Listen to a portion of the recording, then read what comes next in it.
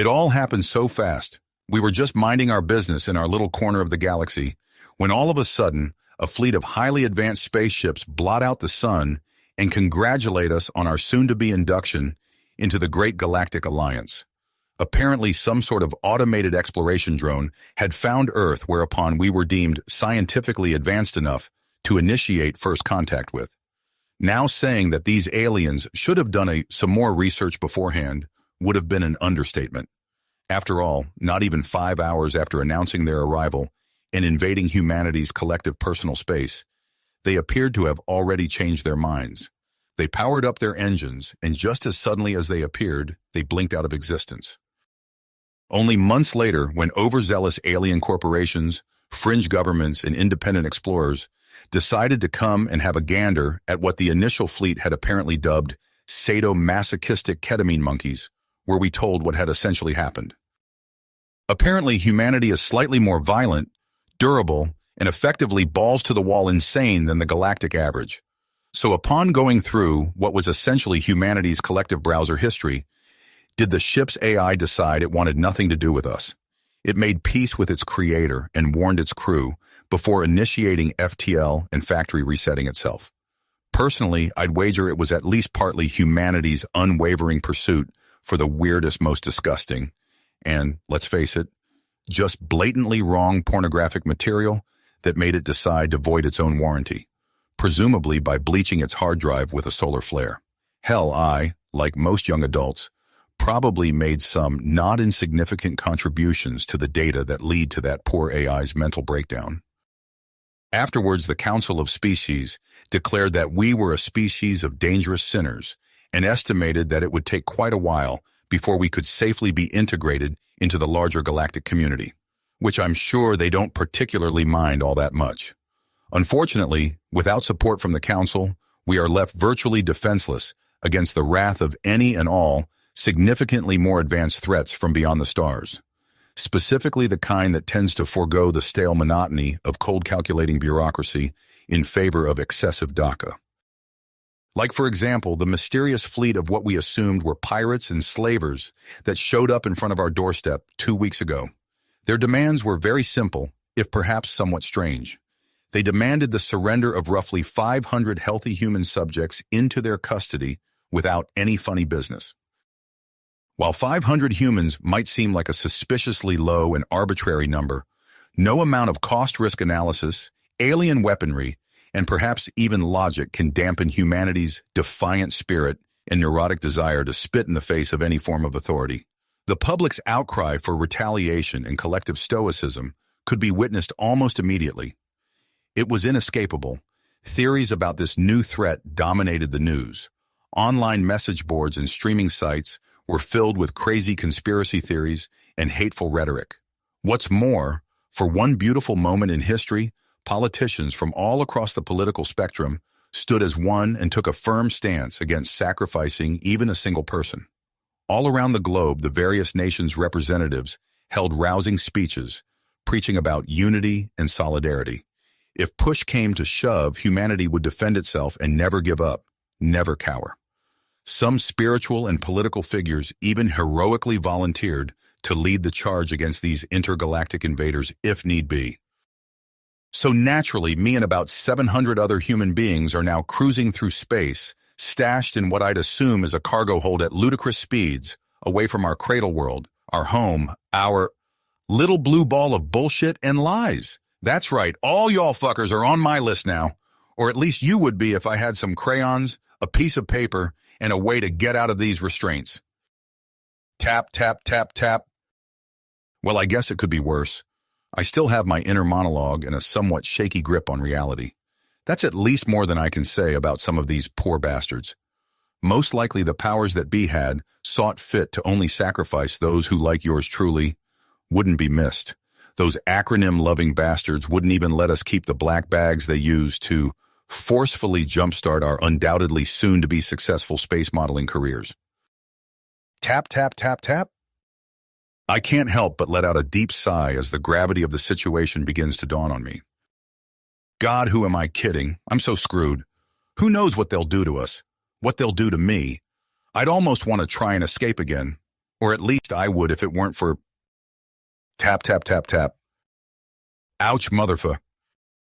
Quack. I slowly turned my head towards the source of the commotion. You see, as per unusual, I may have slightly bent the truth a little bit.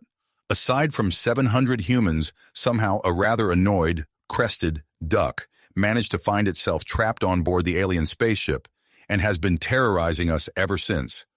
As the only unrestrained creature here, that damn menace has been waddling from one side of the cargo bay to the other, and whenever someone makes too much noise, or it just decides you just weren't on your guard enough, it veers from its usual path before mercilessly biting you.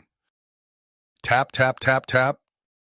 Ever since it's made itself known, and that apparently this part of the ship is its territory, we've all collectively decided to sit still and shut the F up, rather than risking its unbridled feathery fury.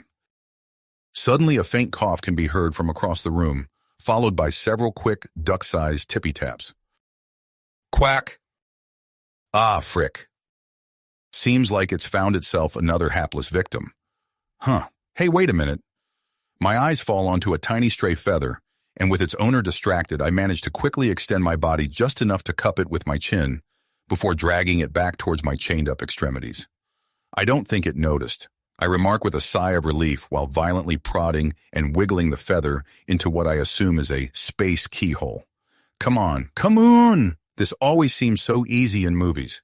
Surely the movie industry would never lie to its faithful customers. Oh my God, I actually did it! With a loud click, the mechanism restraining my hands and feet loosens, as I can't help but try and stifle a gleeful grin. Over the course of the next couple minutes, I try and think of what to do next. The doors are probably locked, and there's a small army of space pirates armed and ready to swap my insides with my outsides. I wonder if violently crying would deter them from aiming at anything vital.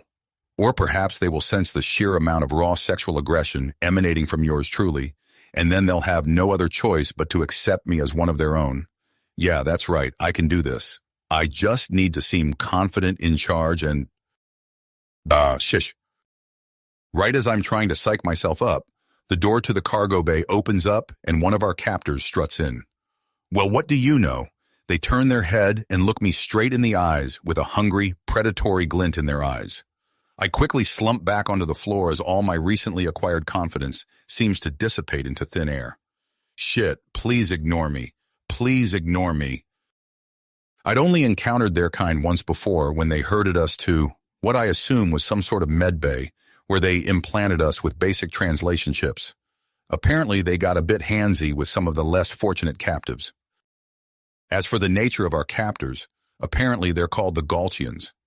Like us, they were deemed to be too sinful to be safely inducted into the larger galactic community. Their species is apparently very similar to us, minus a couple obvious differences. For one, their noses are slightly arched upwards, and they have very large, pointy ears. Their skin is almost entirely green, minus various spots that lack pigment, like the palms of their hands, the inside of their ears, their lips, and the bottom of their feet. These spots tend to be colored a light pink, while their hair and eyes can be any shade of pink or red. They are generally speaking about as tall as the average human being and behaves as prideful and domineering as their outward appearance might suggest.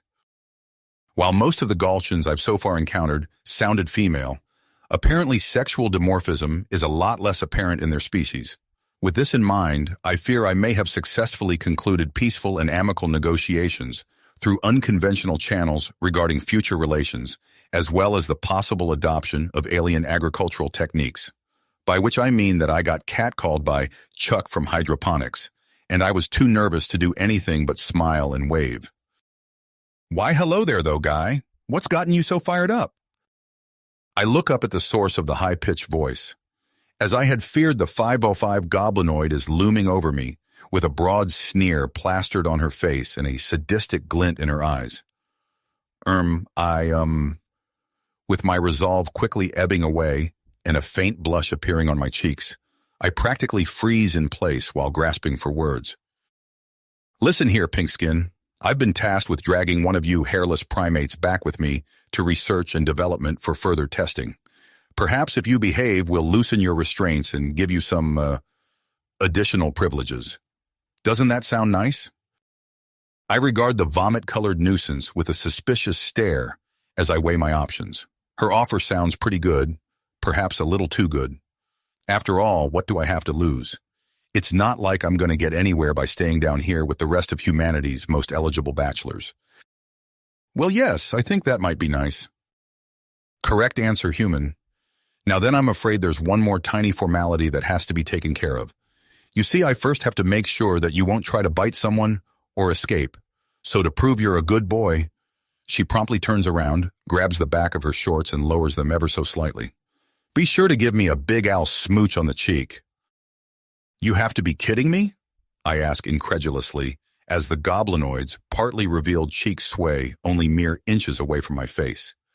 The heat and exotic smell radiating from them hits me like a truck as I feel my little Jedi slowly rise and my cheeks redden. Oh, what the hell? God knows I want this, and it'll at least get me away from that sadistic duck. I close my eyes and let my desires guide me as my face is slowly pulled in the direction of the goblin woman's enthralling crevasse. Come on, watch a waiting for just pucker up and sub ma, what the shit? Quack, quack. The Galshan lets out a loud shriek and quickly jumps backwards in panic as the white tornado of feathers and rage, aka Mr. Wagaby, bites her in the lower leg, to which my would-be seducer responds by aligning her foot with her attacker and winds up for a kick. Having been shocked out of my lust-fueled stupor, I'm forced to quickly pick a side, whether it be from an instinctual need to protect the much smaller nuisance or out of solidarity from one kidnapped earth creature to another. I jump into action, shake of my loosened restraints, and pick up Mr. Wagaby right in time before her foot can connect. Seeing as her shocked expression has already formed back into an angry scowl and that she's reaching for her pistol, I decide to double down and kick her as hard as I can to cover our escape. She's violently knocked backwards, onto her ass to the visible delight of my newly made friend, as well as my fellow captives. Now that I think about it, I'm pretty sure they're more so delighted by the insinuation that I'm taking Mr. Wagaby with me, as opposed to my last-minute decision to bruise a bitch. With negotiations out of the window, I quickly dash towards the still-open door as a loud zap echoes through the cargo bay, and I can feel some sort of laser bolt hit me right in the leg. Ouch, motherfucker! It feels as if someone pressed a hot soldering iron against my thigh, but luckily it's not enough to slow me down. With the Galshan's loud screams fading away behind me, and Mr. Wagaby joyously biting me in the nose, I make my way deeper into the bowels of the ship, in search for a possible escape from my own less than stellar life choices. What the hell? Is this thing even on? That was supposed to put him on his ass, not make him run even faster, the dejected Galtian exclaimed, while banging her blaster against the cold, hard ground a couple times to the dismay of the humans sitting in the path of its crosshair. I guess there might be some truth to what those Orion traders told us. I mean, I can't really see how they could ever be considered demons, but at least they're plenty durable. Suits me just fine, though. Breaking them in is half the fun after all. Kiraya felt conflicted.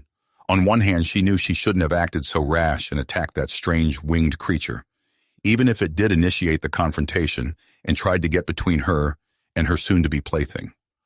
On the other, she felt excited and giddy, against all odds that human did stand up to her and manage to escape, even if he did seem a bit spooked. Who knows, maybe he'll have more uses other than just warming my ass on our way back to base, she muttered to herself. That being said, if she were to continue pursuing this male, it'd probably be best to apologize and make sure he's okay. As much as Galtian society revolves around an eternal hedonistic competition for wealth and status, where one's position in the world was often partly determined by personal preference than anything else, they still had a lot of hard limits and taboos in regards to being cruel or forceful. After all, to a Galtian, the act of proving oneself and claiming superiority was only fun and acceptable when all parties involved knew the rules and consented. Sure, with that in mind, the sudden and rather forceful abduction of a couple hundred humans might seem somewhat morally bankrupt and direct, but they figured that in the long run it'd be for the best. Only a few centuries ago, it was the Galtians who were the new kids on the block, and not unlike humanity, they were deemed heretical sinners and barred from joining the Great Galactic Alliance. As much as the Alliance might claim to be a benevolent collective protecting the interests of the wider galactic community against pirates and other ne'er-do-wells, this narrative only holds up when viewed from the comfort of one of their fancy citadels, while enjoying all the rights and privileges this entails. For you see, once officially barred, a species will quickly find that any and all rights they might have otherwise enjoyed become null and void, and that forming any sort of presence in the galaxy would be considered a nuisance by said alliance, one they wouldn't mind inconveniencing as much as possible. For example, any and all alliance manufactured terrestrial and extraterrestrial identification equipment will flag any ship, base, and/or other man-made structure as illegal and of piratical origin if it does not have the backing of an official legal entity, as well as the required paperwork to verify said affiliation. Of course, to set up any type of legal entity or officiate the accompanying paperwork, one would need alliance citizenship and a sizable sum of credits. To this effect, the Galchian Empress decided that they'd help rip of the proverbial Band-Aid and expedite humanity's integration into what is essentially a dysfunctional clusterfuck of liars, perverts, and space pirates.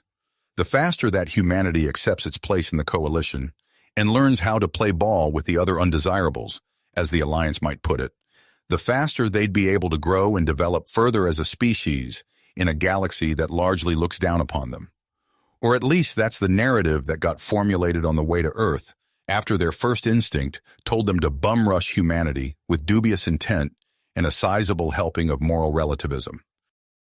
With her resolve reinvigorated and her mind made up, Kiraya got up, brushed of some dirt, and took off in search for the unusual yet strangely interesting human and the feathered master that he seems to serve.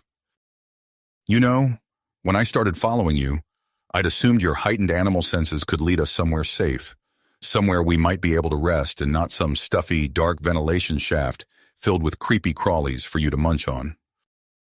Dismissive quack. Mr. Wagaby quacked happily before waggling towards the next closest many-legged alien amalgamation of diseases and nightmares before joyously devouring it. Is that even good for you? They came from a completely different planet, you know. Perhaps we should refrain from eating anything till we know what won't kill us too painfully. Authoritative quack? Right, minding my own business. Got it. You know, if I wanted to crawl around on my hands and knees like a lost puppy while feeling dirty, I could have just accepted that Galchian's proposal. Suddenly, Mr. Wagaby seems to perk up before fast and furiously waggling towards some sort of futuristic grate and angrily tapping against it with its beak. I try to make my way over to him as quickly as possible. As much as I'd like to encourage his fascination in regards to futuristic ventilation, design, and echolocation, currently it'd be much more beneficial to our estimated life expectancy to not make any noise. That, and I'm pretty sure he doesn't need echolocation. He already navigates his way through life by harnessing the fears that lesser creatures exude. Unfortunately, it seems my struggles were in vain, seeing as I can already hear a puzzled voice coming from the other side of the wall. Just like I'd feared, the strange panel suddenly made a high-pitched buzzing noise and opens up to reveal a green face with two big pink-colored eyes staring back at us in shock. After a suspenseful and quiet few seconds, I managed to gather my courage, looked the Galchian straight in the eye, and sternly whispered, "We've been trying to reach you concerning your car's extended warranty." Sternly whispered Quack. I'm not sure if it was what I said or the genocidal glint in Mr. Wagaby's eyes, but for whatever reason, our new green friend decided to flee, which we took exception to. I knew it. He's a non-believer. Get him. Rescind his kneecap privileges. Mr. Wagaby practically shot out of the vent like a bat out of hell before taking a hard left in the direction of his fleeing prey. From the claustrophobic confines of the vent, I could hear Mr. Wagaby quacking loudly, followed by a high-pitched scream and a satisfying thump. Having finally wormed my way out of that dusty vent, I quickly take in my surroundings and come to the conclusion that we've most likely made our way to the hydroponics bay. The room seems fairly sterile and is filled with all sorts of containers that hold a wide variety of alien vegetation, all of which seem to be connected via what I'd assume is an automated irrigation system. While most hydroponics bays would have a specialized team whose job it is to take care of the various plants and machinery adorning the room, this one is special in the sense that it currently doubles as a crime scene, and that said team has noticed the commotion and is coming to their colleagues' aid. While the walking war crime that is Mr. Wagaby is angrily pecking and pulling on the poor Galchian's shirt, I quickly formulate a plan and rush over to de-escalate the situation by escalating it. "Ouch, what the hell? Somebody help! Get this thing off of me!" yelled the androgynous goblinoid. I start by picking up my homicidal companion and placing him on my outstretched arm, after which I pull my newly acquired hostage up and wrap my remaining arm around his neck. "All right, nobody move. I'm warning you, this creature is extremely venomous and will attack any and all of you on my command. You see, this is one of Earth's most dangerous predators. When hunting, a flock of them can strip the meat from a corpse in mere seconds. That is, if they don't drag it down to their subterranean lair first." Sadistic quack. Even if the human looks like he's got no idea what he's doing, the Galchians figure it's best to not risk it and freeze in place. "Look, man, we'll do what you say. Just don't do anything rash, okay?" "What? No, are you stupid? He's bluffing? Does this thing look like it's got a fucking stinger?" The now rather aggravated hostage yells at his colleague. "Look, just kick his... ouch!" Quack. Mr. Wagaby shuts him up by biting him in the nose. "Let this be a warning to all of you. Now shut up, go stand in the corner and think about what I've done and or might do," I shout while slowly making my way towards the exit. "Don't think you'll get away with this, human. I'll have my revenge soon enough, and once I'm done with you, you'll be begging me for forgiveness," Hay says while struggling against my grip. Yeah, save it for someone who hasn't just committed aggravated assault with a duck. What are you gonna do? Lock me up harder?" I chuckle while beckoning Mr. Wagaby to jump on the pissed-off goblin's head so I can finally grab something to eat. I pluck what looks like a pink apple-sized watermelon, but before I can take a bite, a strange growth on the side of it grabs my attention. Upon further inspection, I notice that this is in fact some sort of camouflaged eight-legged arachnid, like a spider, I yell before throwing the fruit at the 6 Galtians standing in the corner. "What's wrong, human? Not afraid of a little spider, are you?" My soon-to-be pistol-whipped hostage says tauntingly, while practically grinning from ear to ear. "I thought the Alliance was scared of you guys. Demons, they called you. Don't tell me the galaxy's newest outcast is afraid of its most insignificant mystery." "What the hell are you talking about? And if we're supposed to be demons, why did you decide to kidnap us?" "Well, human," the androgynous Galchian continued with what had to be the most condescending tone he could muster. "For one, it's just a good insurance policy for when the Alliance officially deems you a lost cause and does something regrettable. It's highly unlikely seeing as they favor subtlety and pacifism, at least as long as no one stands in the way of their interests. But it never hurts to be careful with those pompous pricks. What's more, my species tends to not run away from demons and the likes as opposed to, well, taming them," he said more seductively than my admittedly confused heart could handle. "As for spiders, we're not sure why, but somehow every habitable planet that harbors sentient life has them. What's more, they all appear to be very similar, genetically speaking, with there usually being only 1 or 2 major physical differences. Galtian spiders, for example, for the most part, have the ability to camouflage themselves, while on Earth their unique trait is that they apparently lack wings. Now, it might look like I'm smiling, but I assure you in reality, I'm pretty fucking livid. Kidnapping, I can forgive, but flying invisible spiders? Absolutely not. Wait. My thoughts are suddenly cut short when said aforementioned arachnid turns an unnerving shade of red before unfolding its wings and flying straight towards me. I panic while stumbling backwards, which my Galtian hostage takes advantage of by pushing himself against me. I lose my balance and fall to the floor with an audible thud. In the meantime, Mr. Wagaby flies to intercept and devours Satan's happy little accident, which by all accounts earns him my undying love and respect. Unfortunately, my feathered partner in crime isn't fast enough to stop what happens next. Having successfully freed himself, the moldy space twink looms over me with a sadistic sneer and whispers, "Night-night, human." And the last thing I see before everything goes dark is the cocky femboy's boot-clad foot careening towards my face. Ah, shut. Ouch. My head hurts. What happened? I groggily open my eyes and am greeted by the hard, stern glare of the middle-aged Galtian sitting behind a desk across from me. I try to get up, but it seems I've been chained to a chair by some sort of magnetic collar. Mr. Wagaby has been allowed to stay with me as he's currently sitting in my lap shaking with righteous indignation. Look, I saw him first, so back off. He's mine! A familiar feminine voice exclaims from right beside me as their arm wraps around my shoulder. Yeah, right before he ran away. After which I caught him, so obviously he's coming with me. An equally feminine voice shouts from the opposite side. Its owner leaned in a bit closer and fiddled playfully with my collar. What's more, I haven't even been able to properly pay him back yet for assaulting me with a deadly creature, he said with a big toothy grin and a devious look in his eyes.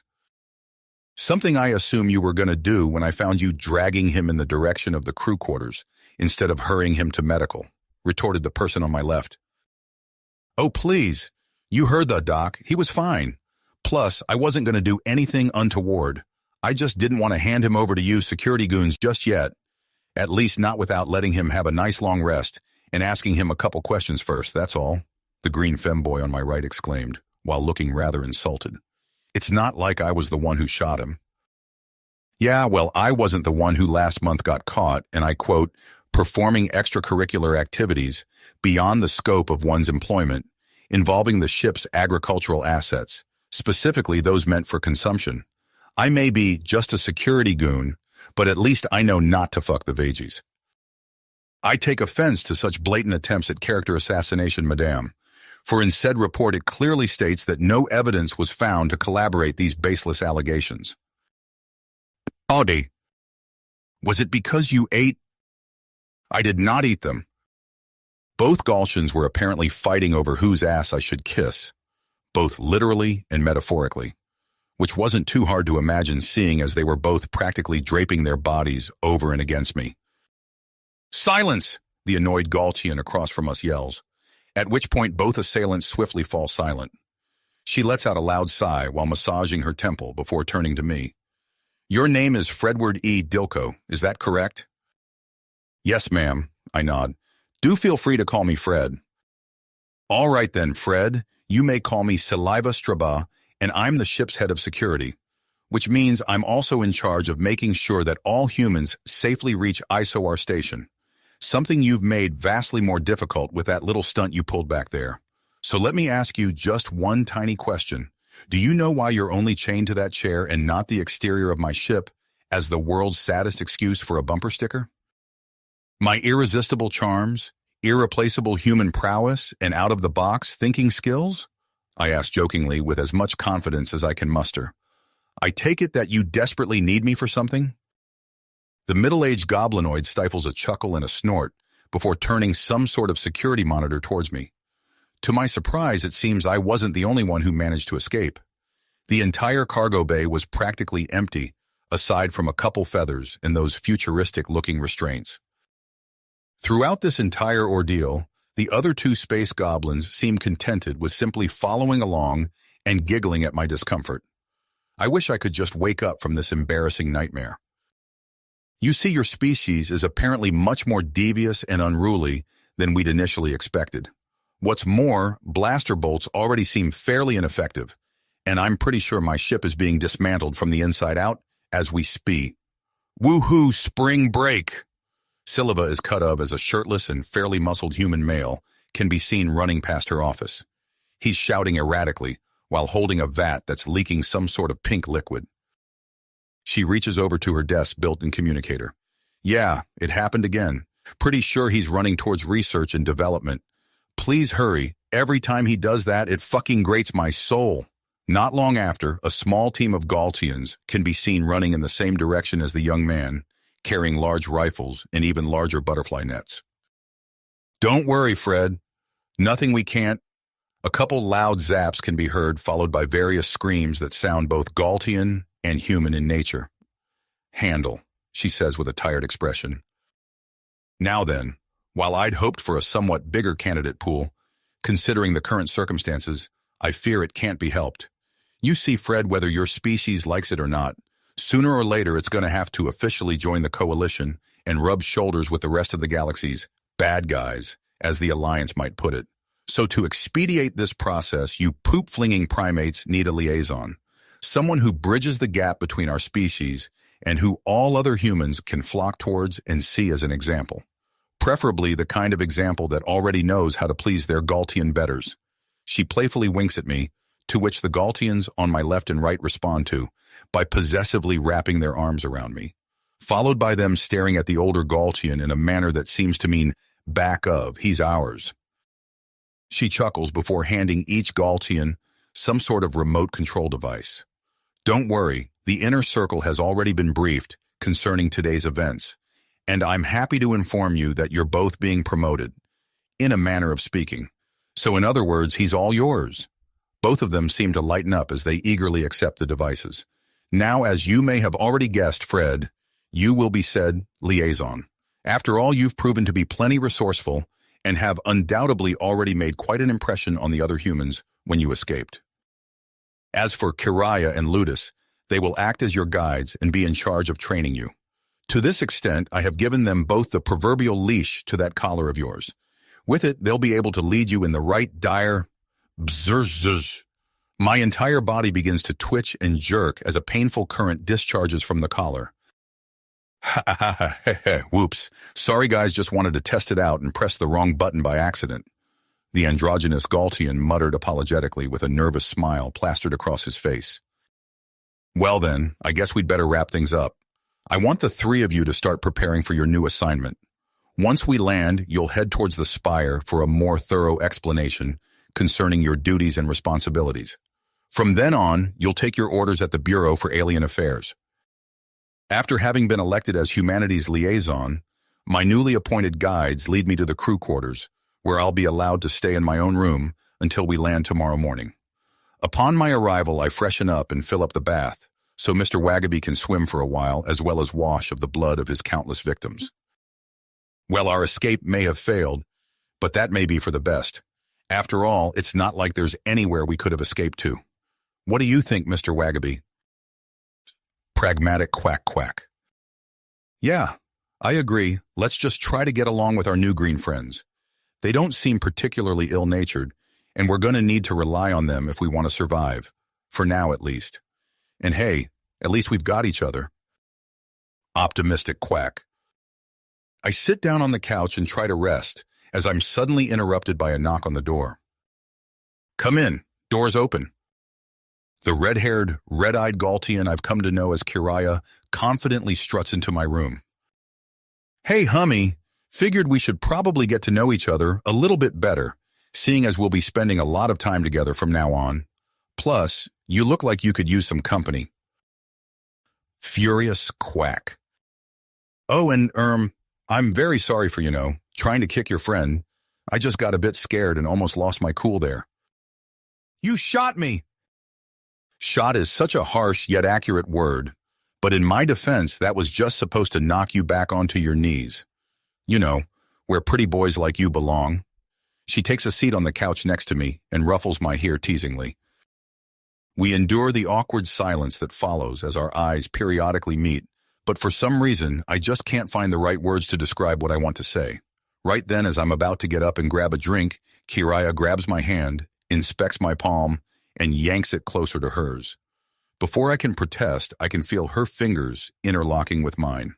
I find myself blushing ever so slightly as she turns to me and asks, I believe this is how humans hold hands, correct? I was told you do it with people you like. Yes, it is. I'm sorry you sort of caught me off guard. Well, don't worry, there's plenty of time for you to worship the ground I walk on later. As for now, I'd prefer to enjoy this quiet moment with you before life gets all hectic again. She scooted a bit closer, and I found that the silence that had washed over the room before had returned. But unlike before, this was a comfortable silence. Neither of us felt like we had to say or do anything. Just being in each other's company and enjoying our time together was enough. Or at least it was until... what the hell? Apparently, after getting out of the bath, Mr. Wagaby had sought fit to grace us with his ever-so-moist presence, but instead of flocking to me, he jumped right into Korea's defenseless lap. Her skirt was practically soaked as he huddled up against her and let out a soft, kind-sounding quack. I think that means that he's forgiven you," I say while trying not to chuckle. "Oh, great," she muttered through gritted teeth. "Now would you mind giving me a hand here? I'm getting all wet and not in the fun way." "I mean, I could, but before I do that, I'm going to need you to prove to me that you're one of the good ones. I suppose a kiss on the cheek will suffice," I say mockingly while my mouth contorts into a sly grin. She tries to stifle a giggle and rolls her eyes before pouting at the thought of getting a taste of her own medicine. I suppose I've got no other choice then. She hurriedly wraps her arms around my neck and pulls me closer before planting a big wet gobbo smooch on my cheek. "You know, Pinkskin, just for that, I'll make sure your face smells like my sweaty ass by the end of this week." Her words are practically dripping with mischievous excitement as she affixes me with a domineering look. But before she can take too much delight in seeing a nervous blush spreading across my cheeks, I decide to go grab a towel and dry the both of them of. Not long after the door once again swings open, and Ludus, the other pistachio-flavored pain in my ass, struts in. "Knock, knock, I love Co. I see you two have already gotten comfortable. Say, are you sure we should allow him to sit on the couch? We don't even know where it's been." "Yeah, it's fine, don't worry. It's not like anyone here's allergic to feathers, I think." "Oh, I wasn't talking about Mr. Wagaby, as you've come to call him." He arrogantly teases and sticks his tongue out at me. "Come now, Ludus, give it a rest. It's late and we'll have plenty of time to play with him tomorrow. So for now, why not join us and get comfortable?" Karaya asks while letting her head rest on my shoulder. After giving it some thought, he agrees, and the four of us spend the rest of the night huddled together on the couch, underneath a couple blankets talking and cracking jokes before eventually falling asleep. The following morning, we were woken up by a loud chime, notifying everyone that we'd arrive at HFY Station in less than an hour. The four of us head out towards the elevator-like boarding ramp. Kiraya was content with just holding my hand and lightly clinging to me, while Ludus walked a few feet in front of us, with Mr. Wagaby sitting atop his luggage. Apparently last night, the two of them had made up and bonded over their mutual love for biting those who they see as lesser. While making our way to the exit, the various monitors mounted against the walls are displaying the time before landing, as well as a live feed of our destination. HFY Station, it looks strange to say the least. It consists of a large command ship like Spire surrounded by various large asteroids, all of which connected to one another via what appears to be a spiraling mass of cables, scaffolding-like structures, and assumably a metric fuck-ton of duct tape. Each asteroid, as well as some of the bigger structures connecting them to one another, seem to be colonized, for lack of a better term. The station looks like it's in a constant state of renovation, as new structures are being built without any consideration for aesthetics or accessibility. In a similar vein to the various structures randomly dotting the space station, the entire base is basically covered in thrusters, none of which seem to be of a similar size or general design aesthetic. Having made our way towards the docking bay, it appears I wasn't the only human who was recaptured and assigned a job. Scattered among the various Galtians stood at least 100 humans, all waiting for the ship to fully dock so we can leave this claustrophobic displeasure cruise. Actually make that 102, seeing as two chucklefucks apparently thought they'd be able to blend in by painting themselves green and pasting paper plates to the side of their heads. One day, future generations might look back on this and call them problematic. Me, I'm staring one straight in the eyes right now and can tell you for a fact that shrieking it up was probably the best idea these two results of human recursive breeding have ever had. Apparently, news of a new species being brought into the fold has taken the station by storm. While descending the elevator-like ramp, I noticed that a large crowd consisting of countless different species has formed near the landing pad, all of which no doubt want to catch the first glimpse of a human. It's suffocating. I can practically feel them looking and pointing at me. Most seem to regard us with a mix of curiosity and caution, with the odd look of disgust sprinkled in here and there. Luckily, I wouldn't be the center of attention for long. A loud buzzing sound can be heard coming from the side of the ship, followed by a bright light seemingly melting away the ship's outer shell. Not long after, a small group of humans suddenly burst out of the hole. Apparently, one of them had gotten hold of some sort of laser-based boarding equipment and promptly burned himself to freedom with the subtlety and grace of a Red Bull and Coke-fueled hippo. Following their daring escape, they quickly make a beeline for the panicked crowd, where upon reaching them, they begin to scatter in every conceivable direction.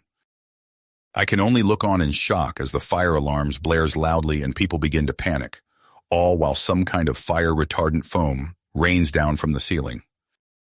Let's hurry up. Seems like shit's already hitting the fan. With a concerned look, Kiraya leads me away from the landing bay, while Ludus runs ahead and clears our path, no doubt using his newly minted ambassadorial badge to get us through the various security and administrative checkpoints as quickly as possible. It seems humanity has already gotten somewhat of a reputation. Based on the looks I'm getting as we make our way to the spire, I'd say people either want to fight me, fuck me, or stay as far away as possible. Luckily, the latter of which tend to calm down as soon as they see the collar. In any other case, the two Galtians protectively circling me, as well as the duck sitting on top of my head, quaking at any perceived threat, will do the trick. After an hour-long trip, we finally managed to reach the spire.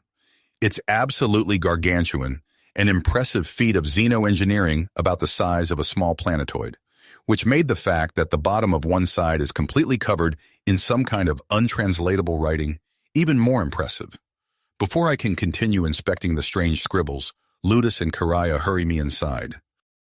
"Come on, stop dawdling. I don't want to be late on our very first day," Kiraya complains while acting somewhat uncomfortably. Once inside, we're escorted to the medical wing, where we're awaited by what appears to be an Aogen doctor, an amphibious humanoid species. They vaguely looks like a mix between a bipedal alligator and a frog. Mr. Wagaby and I are given a full medical inspection by the Aogen, followed by various tests relating to our fitness and physiology, only to come to the conclusion that the war crime cosplaying as a duck is in fact in better shape than I am. Afterwards, the doctor decides to take a couple blood samples. Unfortunately for the poor Aogen doctor, it appears Mr. Wagaby does not take kindly to needles. As you might expect between the three of us, that doctor definitely lost the most blood. Once the doctor returns, cloaked in band-aids and regret, he informs us that there's only one tiny little formality left to take care of. Apparently, just as with everyone on the station, they need to implant me with something called a wayward nav. "Fair enough. When will we have to return for the operation?" I ask naively. "Yeah, about that." The doctor pulls out a very sketchy-looking stapler-like device, and to my utter dismay, hands it to Ludus, who can't help but flash me a sadistic grin. "Come on, hummy. Don't be scared. We've all been through this. Just drop your pants, cough, and this will all be over quickly." The sinister femboy beckons me with what must have been the fakest sweet voice he could muster. "Stay back, heathen. I'm warning you, I have a black belt in origami and am not afraid to use it."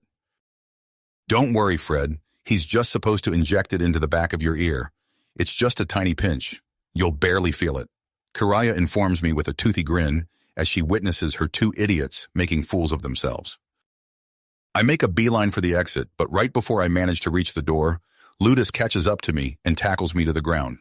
I land on my stomach with the skirt-wearing cross-dresser falling on top of me. "Gotcha!" he triumphantly exclaims while holding me down and bringing the injector to my ear.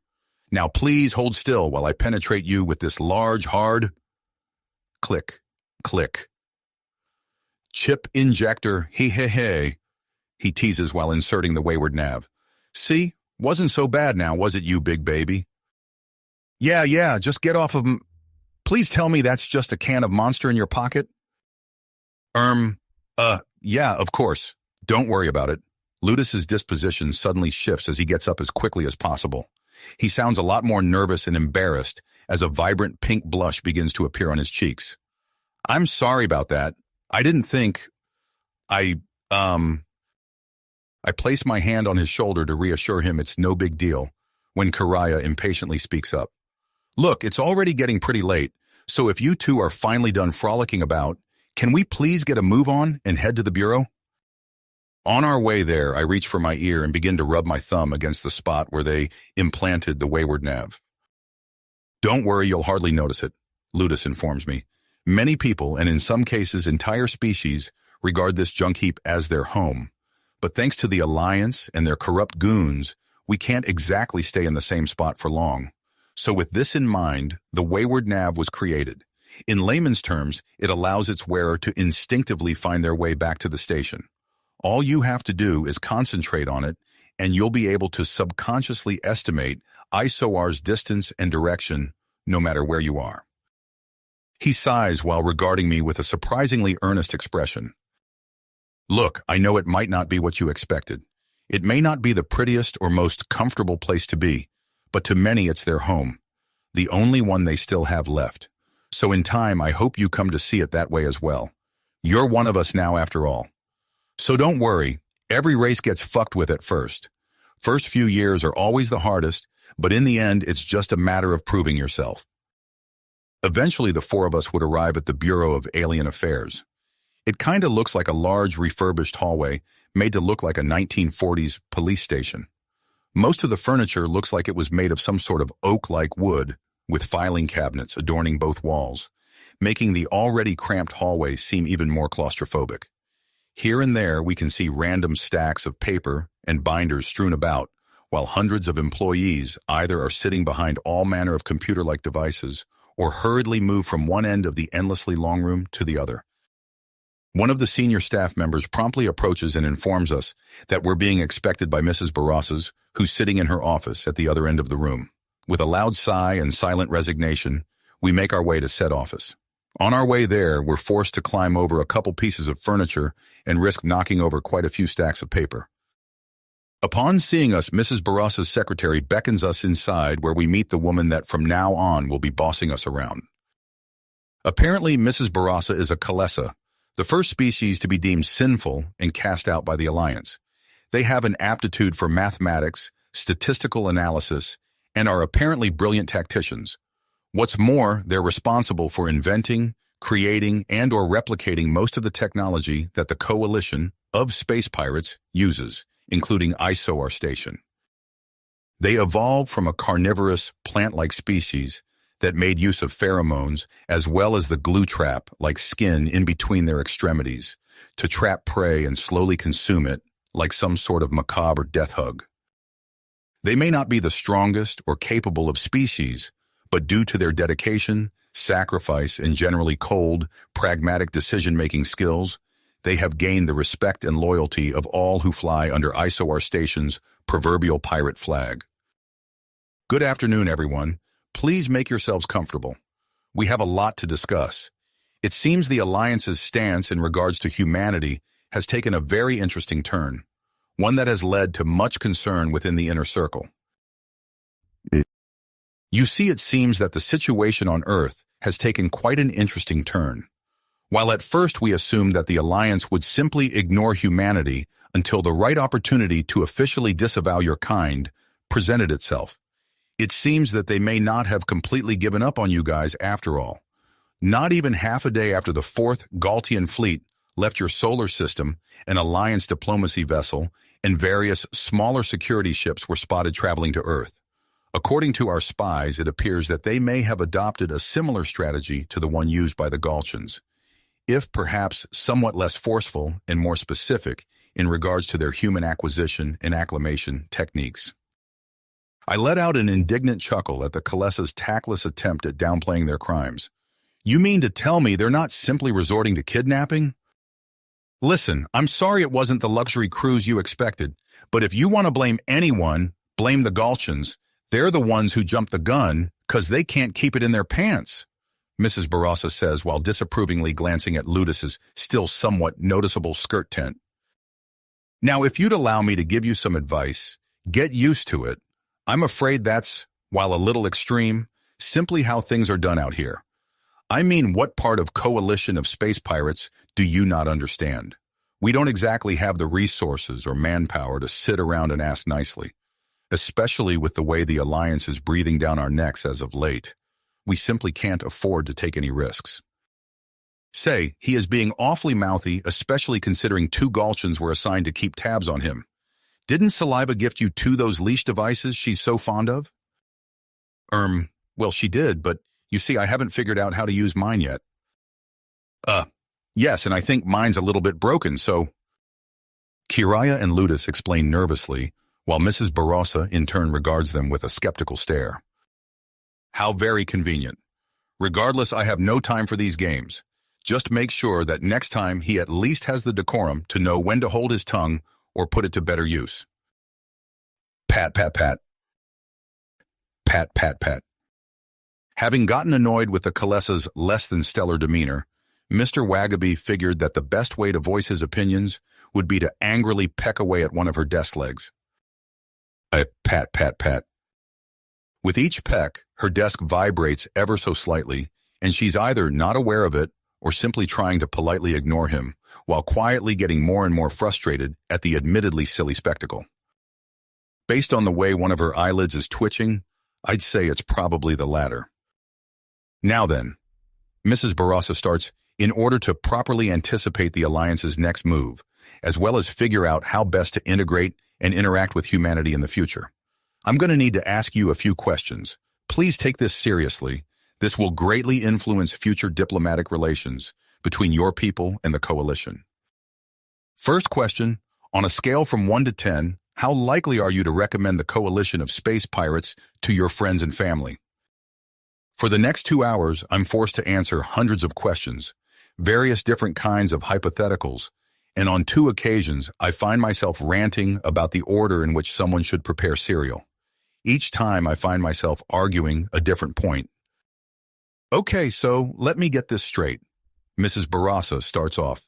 Your species' most common dish is by processed sugar. Your favorite pastimes appear to be war crimes, religious dogmatism, and casual psychological warfare.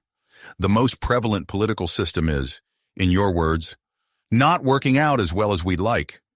The most commonly played instruments are the AK-47, the guitar, and the flesh flute. Based on what you've told me, I've extrapolated that humans love entertaining others as well as simply hogging the spotlight. And last but not least, your species seems to have a talent for lying, endurance, and crimes against nature. Which reminds me, stop trying to steal my pens before I decide to lobotomize you with one. Fred, I have a master's degree in xenobiology and psychology, and even I can't begin to describe what's wrong with your species. Frankly, I've never seen a species that's as strange and positively chaotic as yours. You humans are a species of opposing extremes and constant duality with so many widely differing traits that it's honestly very difficult to quantify you. In fact, it's almost a bit scary.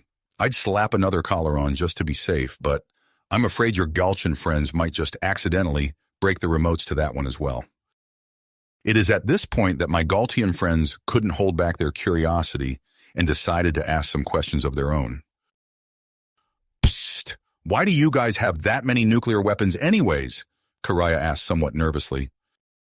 Well, in case our enemies have nuclear weapons, or precious resources like oil. But don't worry, we only really use them on other humans like once. Or, well, actually twice in fact. In our defense, they did help end World War II. Did he just says World War II? You had 2 consecutive world wars? That's exactly 2 more than the galactic average. Well, to be fair, that was almost 100 years ago. Upon hearing this, Ludus raises his hand and asks, Ma'am, is it too late to ask for my old job back? I fear my average life expectancy might have taken a dip ever since I met this human. Yes, it is. You green insurance risks are the ones who so carelessly brought humanity here in the first place. So now I'm reassigning as many of your kind as I can to take care of our new friends from beyond the stars. Oh, but don't worry, it certainly won't be boring. As she says this, she slides her datapad across her desk and towards the 4 of us. It's apparently playing a sped-up clip of the docking pad's security feed. In it, the Galtian ship can be seen as over the course of the entire day, countless humans manage to make their way out of the ship, often carrying more than what they boarded with. Some managed to open the airlocks. Others somehow figured out how to climb out of the ship's various weapon systems. Some crazy fuck even launched himself in an escape pod to try and escape, which ended with the pod finding itself firmly embedded into the nearest wall. Luckily, no one got hurt. Mrs. Barassa is roaring with laughter as the two Galtians look on in shock and horror before turning to me. "How?" they ask in unison. I simply throw up my hands and shrug. "I'm sorry, but you guys simply decided to duck around and, well, now you're going to find out." I grin while Mr. Wagaby quacks triumphantly. You know, if humanity keeps showing up the Galtians like that, they may actually find themselves climbing the coalition's social hierarchy fairly swiftly, Mrs. Barassa informs me with an amused expression. Pat, pat, pat, which very quickly disappears as she notices that after all this time, Mr. Wagaby is still relentlessly attacking her desk. Sigh. And to think today started out so well. Pat, pat, pat. Now then, Fred, as for your duties as humanities liaison, I want you to start familiarizing yourself with the station, as well as establishing amicable relations with the other humans aboard it. Figure out how they're doing, help them find each other, and on an individual basis, we can then decide to leave them be or help them find purpose. Apparently, one of you humans managed to supercharge a boarding laser and practically melted himself through a ship like it was butter. We've been getting calls all day from research and development asking about said individuals' whereabouts and potential employability. If found and willing, I'm sure he'll be glad to hear that he's got a very lucrative career ahead of him. That being said, all of that can wait till tomorrow. You've all undoubtedly had a rough day and deserve a nice long rest. She hands me a bulky wristwatch-looking communicator. You'll need it to find your way on the station, as well as get access to your room. Now, if you'll excuse me, I need to file some reports and do some research on a potential scam that's been ravaging the station's economy. It seems legit, but why would a prince need to pay such an exorbitant fee to access their credit account in the first place? Well, in that case, we'll just get out of your hair. Come on, guys. I hurriedly begin to herd my companions out of the room. Wait, why are you suddenly in such a hurry to leave? Ludus asks. Well, I'd hate to bother our new employer too much, and I'm super excited to see what my new room looks like. Ludus and Kiara look at me skeptically as I practically pull them out of there as quickly as possible, while Mrs. Barassa dismissively waves us off. Quick, hurry! As soon as the door closes, I start to flee with my friends trailing not far behind. Wait, hold on, Motherfucker! Either Mrs. Barassa just figured out what species that particular scam must have originated from, or she noticed Mr. Wagaby's presence staining her carpet, but either way, I'm not sticking around to find out. After escaping Mrs. Barassa's wrath, it takes us about 30 minutes to find our rooms. I wish Kiraya and Ludus a good night's sleep before locking the door and face-planting onto one of the two beds while Mr. Wagaby lays down on the other one. It sure has been a wild couple of days. I can hardly believe how much my life has changed recently. One moment, I'm working retail for minimum wage, and the next I'm supposed to be some sort of space pirate liaison and be an example, or whatever that means. Only example I've ever been is a bad one. Although perhaps it's for the best. It's not like I had much of a future back on Earth. At least here I've got a second chance. I've already made some friends, I hope. They're a bit weird and surprisingly horny, but at least they seem to care about me. Plus they're cute, even Ludus. I'm not sure how I feel about that just yet, but we'll cross that bridge when we get there. Later in the evening, while pondering my current predicament, I'm suddenly interrupted by a loud knock on the door. To my surprise, it seems that someone, or rather two someones, decided to send me a gift basket filled with a large variety of strange fruits and sweets. Upon bringing it inside and removing the packaging, I noticed that there are two notes inside. One seemed to have been neatly folded, while the other is just a crumpled ball of paper crudely placed in between a couple of phallic-looking pieces of produce. I start by reading the neatly folded one. It reads, "Thank you for putting up with us. I hope this make you feel more at home. Peas. Don't worry, I didn't leave Ludus alone with the basket for too long, just in case." I can't help but roll my eyes as the other note simply reads, "What she said." Pass. I know how much Mr. Wagaby likes bugs, so I went and added a lot of those as well. Wait, did that piece of candy just oh my God, not again? No. The following morning, I awakened to the sound of someone loudly knocking on my door. Therefore, while channeling the spirit of Mr. Rogers, I politely informed them that now's not the time. My stepdad raised a polite young man after all. Piss off and come back with a warrant. Unfortunately, to whomever is currently violating my door, that polite young man is his biological son, Greg, and unlike him, I hold no particularly strong feelings against vigilante justice, especially not when it comes to someone interrupting my beauty sleep. Oi, wake up! We've gotten a message from Mrs. Barassa. Apparently, various risks of humans have been spotted wandering Sector 2, and there's reason to believe that sciencey guy is among them. You know the one she talked about yesterday. Just my luck, first day on the job, and I already have to work. Why is life so unfair sometimes? Ugh, fine. Just give me 10 minutes to get ready. Wait, a risk of humans? Yeah, like a splash of Aogens, a herd of Hecabeasts, or a regret of Galchans. We're still somewhat salty about that one of the gobos mutters dejectedly. After taking a charitable 40 minutes to eat breakfast and put my clothes on Mr. Wagaby, and I head downstairs to rendezvous with our goblinoid companions before heading out to Sector 2. Sector 2 is situated on the second largest asteroid and is home to the station's largest commercial district. Wherever you look, you'll find restaurants, casinos, bars, markets, and stores, all selling the highest quality knockoffs money can buy. Pretty much anything aside from sentient creatures can be sold, bought, and pickpocketed here. We spend practically the entire morning questioning people and running around chasing our own shadows, but to no avail. It appears that wherever my fellow humans are, they clearly don't want to be found. During our lunch break, Kiraya excitedly pulls us into what appears to be some kind of dilapidated ice cream parlor. While on Earth one would eat ice cream to cool off on a sunny day, the inhabitants of Isoar instead choose to eat something called flanic gel. As the name would imply, it's a very sticky and sweet-tasting gel that comes in various vibrant colors and is usually served in a cone. Somehow those two sleazeballs convinced me to get 2 scoops of green gel, which I now suspect might be their way of getting me accustomed to licking something green and sticky. Luckily, I had the foresight to not listen to Ludus's advice on trying the plain white version first. While the gruesome twosome and Mr. Wagaby are still ordering theirs, I decide to go outside and sit on a bench. It's a delightfully peaceful day. The gel tastes pretty good. The wind's blowing through my hair while the parlor disappears into the distance and, ooh no, I'm being kidnapped again. Help, I'm being kidnapped again! A very large and buff-looking Aogan must have seen me sitting there and thought, OMG, I simply have to have that, before simply picking me up and making a break for it.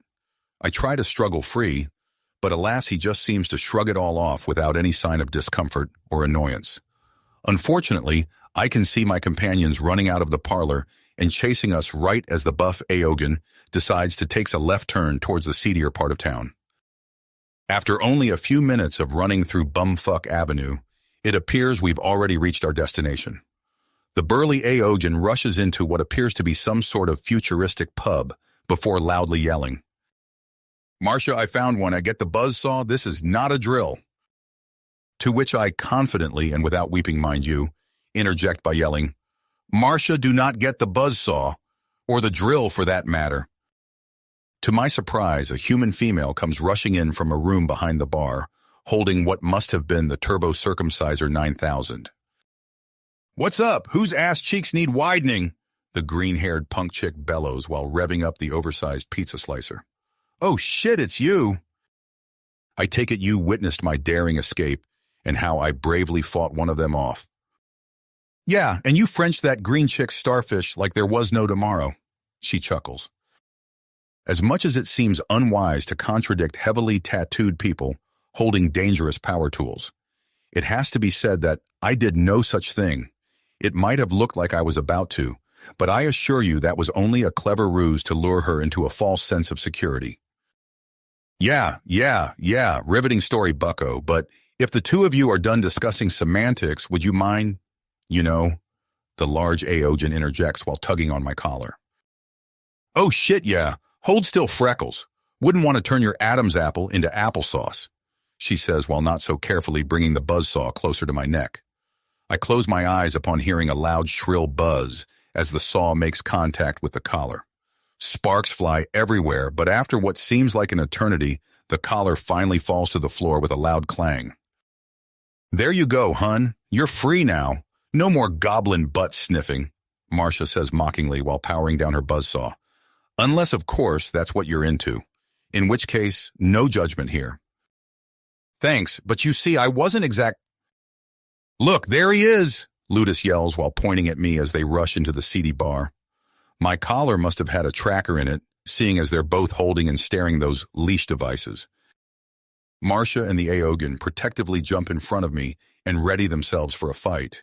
"Not one step closer, you dilapidated gremlins." "Yeah, if you want him, you're going to have to go through the both of us," Marcia and the Aogan exclaim respectively, while attempting to shield me with their bodies. Kiraya appears to brush away the tears in her eyes while pointing her blaster at Marcia. "What the hell are you talking about? Give him back." "Yeah, he belongs to us," Ludus exclaims as both he and Mr. Wagaby take on a defensive stance. "Oh, trust me, I can practically smell all the horrible things you've done to him. You slaving scum!" Marcia spat at Kiraya while once again revving up her buzzsaw. "Hold on, I don't smell that bad, do I?" I self-consciously ask while sniffing my own armpit. "Wait, what? No, we haven't. So far, we've barely touched him. For now, at least, and most certainly not without his consent. What's more, he's not our slave, as you put it. I mean, he is, but not like that. Look, I don't know. It's complicated, okay?" Kiraya explains with a flushed expression, as she can't help but fidget nervously. "Look, during work hours, he's our colleague first, and everything before and after is negotiable." Ludus interjects as Marcia looks back at me with a confused look on her face. "Oh, okay. I fear there may have been a misunderstanding, I think." "You see, it's kind of complicated. Look, everyone, please just put down your weapons and calm down." It takes me about 10 minutes to explain everything on top of the initial 5. It took to convince Marcia that I have not been, and I quote, "seduced by the Galchians' feminine wiles and potential alien mind control pheromones." Luckily, the Aogan, who I now know is called Bargos, can confirm that they most likely can't do any of the sort. He also cared to mention that kicking a Galchian is more often than not seen as a misdemeanor and only incurs a small fine. You know, in case I ever need that particular piece of information. "Okay, look, I'm sorry my friend here kidnapped you, but to be fair, this whole whatever it is you've got going on seems a bit iffy, especially considering they're the ones who kidnapped us in the first place." "Yeah, sorry about that," Ludus apologetically interjects. "We tend to be a bit overly opportunistic. It happens more often than we care to admit. Hey. Which is why it's only considered a misdemeanor," Bargos whispers at me half-jokingly. "Fred, we love spending time with you, but if that feeling isn't mutual, or if you'd rather be with your own kind, well then we won't force you to stay with us. We'll just tell Mrs. Barassa you escaped again or something. I'm sure she can just find someone else to be the human liaison," Kiraya mutters while rubbing her moistened eyes. "You know, Fred, we do still have a spare room if you'd like to stay here with me and Marcia. That is if you're willing to work for it," Bargos kindly informs me to Marcia's utter delight. "Yeah, I'd be nice to have another human hanging around here, especially since Gerard and the twins decided to fuck off to God knows where. That and I can offload some of my chores onto you." "Wait, there's more humans hanging around here?" I ask excitedly. Her mood suddenly seems to worsen as she rests her hand on Bargos's shoulder. "Well, we're actually. After we escaped and made our way to the commercial district, Bargos found me and offered all of us a place to stay. Unfortunately, there was a bit of a disagreement. They figured it'd be a bad idea to stick around one place for too long. At least that's what they told me. I fear their past experiences concerning alien life have made them somewhat distrustful and cautious of it." At this, Kiraya and Ludus hang their heads in shame as the atmosphere sours further.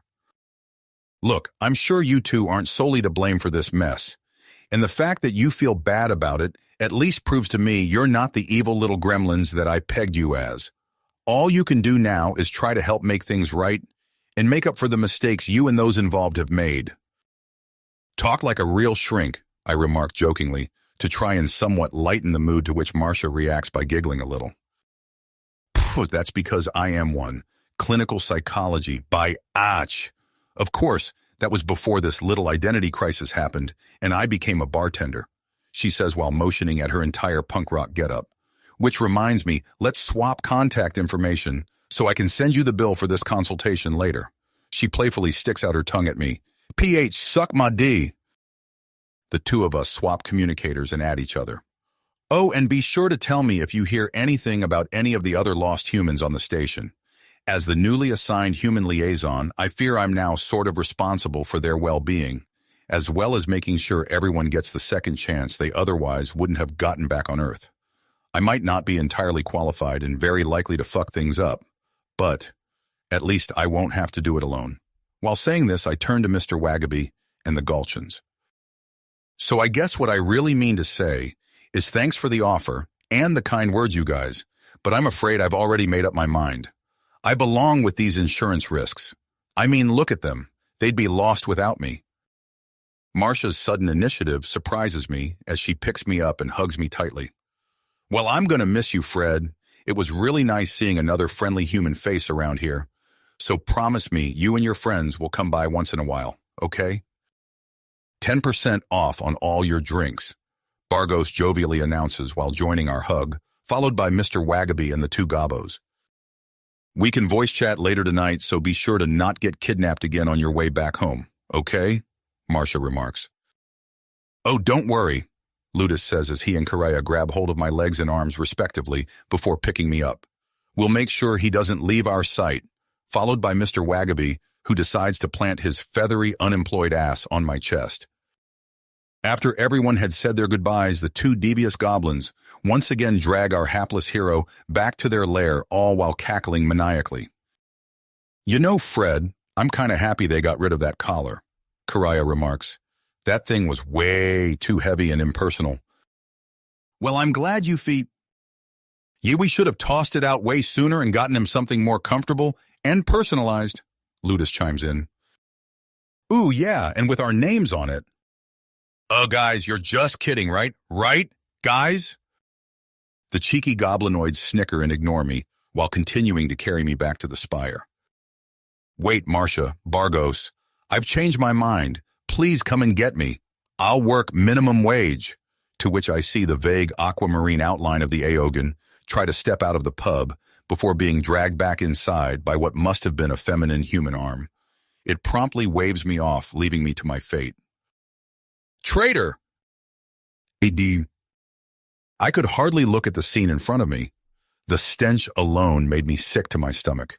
Never in 100 years would I've expected to see such a haunting sight. His dim, lifeless eyes look up at the sky as if he's contemplating his own absent existence.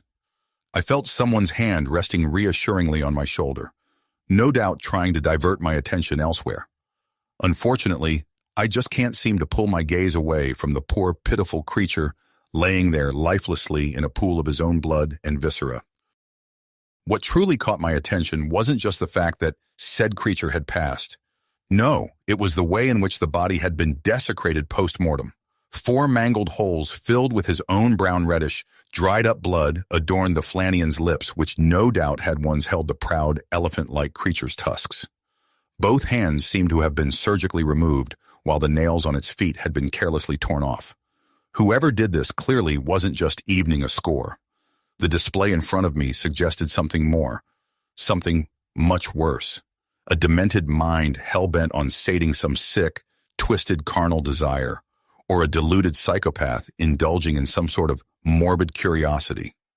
Whichever it may be, they need to be stopped before anyone else gets hurt. Let's see. Toralax Malabrook, Mrs. Barassa mutters to herself while going over the report she'd gotten about an hour earlier from the chief security officer. A Flanian loan shark, robber, and certified piece of shit. That being said, though, I doubt even he deserved to meet such an unfortunate end. As petty and downright sadistic as some people on this station can be, amongst most species, murder is incredibly rare. Even when it's done, it's often committed in the heat of the moment. Some lover's spat, a scorned admirer, or perhaps a disagreement followed by an alcohol-induced accident, or simply a beating too many. Hell, most species already get pretty squeamish about a fucking paper cut, But this, I've never seen anything like it. It's cold, calculated. If I didn't know better, I'd say the culprit took pleasure in it. Amongst the various species on the station, it seems highly unlikely that any of them would be able to commit such a heinous crime without any care or fear of persecution. That is, discounting one, of course. After all, I doubt the bigwigs in security would have reached out to me if they'd suspected otherwise. While my general knowledge regarding humans and their psychological quirks is still painfully lacking, from the extensive conversation I've had with their freshly appointed liaison, I can already tell that this Flanian's untimely passing and the fact that it happened right after humanity arrived can't be a coincidence. I swear if I ever see that Galcian Empress again, I'm going to wring her neck and push her through a rusty paper shredder. She lets out a loud sigh as in thinks about how her workload has practically tripled since humanity's arrival. And that's not mentioning all the paperwork that's started to pile up, since very few of her subordinates know how to properly handle humanity and the strange messes they tend to cause. Just at that moment, she sees what appears to be a human gawking at the mangled corpse from behind a couple dumpsters. The gray streaks in his unkempt hair and shaggy beard reveal that he's probably middle-aged. He wears a long, thick coat, potentially to hide his identity, and appears to be writing something down while staring at the corpse with seemingly great interest. She turns her head to order some of the station's security detail to go and ask him some questions as well as potentially shadow him. But unfortunately for her, it seems the mysterious human noticed her, and as soon as she turns her head to regard him again, he makes a break for it. Seeing as Mrs. Barassa has been called away on some kind of emergency assignment, and we haven't been yelled at yet for being lazy pieces of shit, I think we've all deserved a day off, especially after such long, hard day's work in the commercial district. Legally questionable quack. That's right, we don't make the rules. We simply exist in spite of them. Apparently, aside from just a couple hundred humans, the Galcians also confiscated about 70 zettabytes of human entertainment. Anything from TV shows to manga to questionable yaoi fanfiction and, of course, movies. So with this in mind, the four of us decided that it'd be a great opportunity for me to teach those two booger demons about human culture. Seeing as Ludus's has the biggest room, it seemed logical to start off by watching some movies at his place. Apparently, the sassy cross-dresser had just recently cleaned it, not a speck of dust or stray tissue in sight. Other than smelling a bit funky, the unsurprisingly girly room almost seemed suspiciously clean. Great. Now that everyone's here, we can start the movie, Ludus announced excitedly while handing me what must have been the Alien TV's remote. Fred, since you're the only human here, why don't you start us off by either choosing something you like or perhaps a human classic? Ooh, I want to see something sexy. I already looked through some of the adult movies and have found plenty of exercises and scenarios I think we should experiment with. Karaya giggles while trying to take the remote from me. Absolutely not, Ludus exclaims while slapping away Karaya's grubby gobbo hands. We already agreed to watch a movie, not porn. Unless, of course, Fred insists. That last part he practically whispers, while nervously fidgeting a bit. Shame. I'd already prepared some cute outfits for the three of us, in case you two end up feeling particularly inspired. Karaya complains while suggestively stroking her non-existent member, no doubt trying to rouse our interest. Perhaps if we watch something up my alley, one of you can later put something up my— God damn it, Ludus, she shrieks while her fellow Galtian sprays her with a super soaker he'd tactically hidden beneath his bed. That better be water? According to my lawyer, it is. While the two of them continue squabbling, I begin to sift through the countless movies looking for something fun to watch. Let's see, what do we have here? The Exorcist, Saw, The Room, The Human Centipede? Oh no, definitely not. Well, if all of these are publicly available to everyone on the station, then I fear we may have lost our chance at a good first impression. Sadistic quack. You're right, she does like ass to mouth, in a manner of speaking, but even I'm not that cruel. How about something tamer? Something that will help explain how we think, what our values are, and the way we tend to interact with the world around us. Eventually, I end up tossing that idea and simply pick Avatar.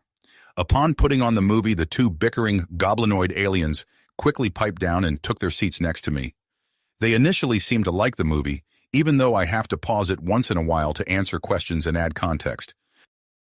Halfway through, the gobbo to my right, Ludus yawns loudly as I suddenly feel an arm wrap around my shoulder. That sneaky bastard, I think, as said Galtian confidently winks at me from the corner of his eye while grinning somewhat wickedly. Wait, am I the girl in this scenario?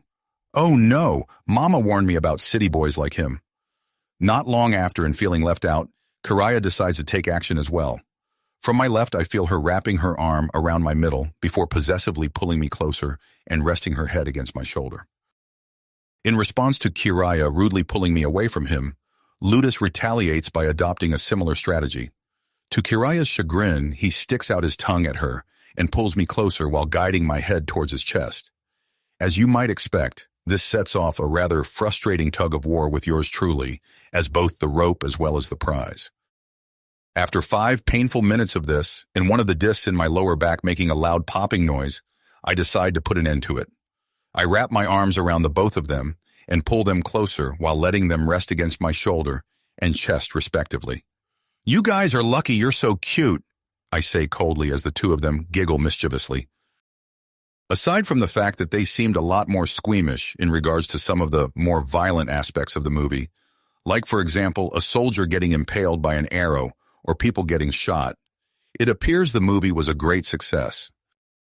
Afterwards, I decided to introduce them to various other representations of aliens in human pop culture, as well as theories we had regarding extraterrestrial sentient life. This, of course, was a mistake. So let me get this straight. You guys assumed aliens would just come all the way to Earth smack dab in the middle of bumfuck nowhere just to probe your sweet, perky alien butts? Correa asks amusedly, while giving one of my cheeks a firm prod. I thought we were supposed to be the kinky ones. Guess we've got more in common than we thought. To be honest, Ludus interjects, when you put it like that, it kind of feels like they had us all figured out long before we'd ever initiated first contact. Oh, please, we'd never do anything like that. At least not without a little foreplay, and most certainly not with scientific advancement in mind, Kiraya responds. With the way the conversation is rapidly pivoting towards human butts and how said butts could be used for interstellar diplomacy, I quickly decide to try and shut that shit down. Can we please change the topic? I feel like you've latched onto the wrong aspects of my explanation. Don't make me fetch the PowerPoint presentation I've prepared. Ooh, don't worry. I think I'm really starting to understand you humans a lot better now, Kiraya says while winking at me. And don't worry, I'll protect you in case Ludus tries to face hug and impregnate you. Upon hearing this, Ludus lets out a disapproving huff before smacking Kiraya with one of his many pillows. Don't say stuff like that, he'll get the wrong idea. Wait, no, look, trust me, that's not that kind of movie. I know how I phrased it, but it's no. Oh, please, you think I'm stupid, Freddy? I'm pretty sure I've already got your species figured out. Only question left is, she says while pulling down her skirt and undergarments, before spreading her cheeks and slapping one. Whether you want to kiss my ass before or during the next movie, I've still got a promise to keep after all. Nyehehehe. No fair, you already had your chance. Now's my turn, Ludus interjects while fidgeting with his waistband. Wouldn't you rather have fun with me, Freddy darling? He says as he innocently flutters his eyelashes, no doubt while his $2 pleasure sausage menacingly hardens, hidden beneath his skirt. You know, when this day started, I really wanted to teach these two something about humanity. I wanted to have them respect us more, and to not see us as something to be toyed with. So you know what? As much as I'd like to motorboat some gobbo cheeks, I've already resigned myself to broadening their horizons in a very different way. And guess what? They gone learn today. I look over at Mr. Wagaby, who silently nods at me with a sadistic look in his eyes that I'd assume means, do it. It's settled then. It's time to teach these foolish, green fire hazards a lesson.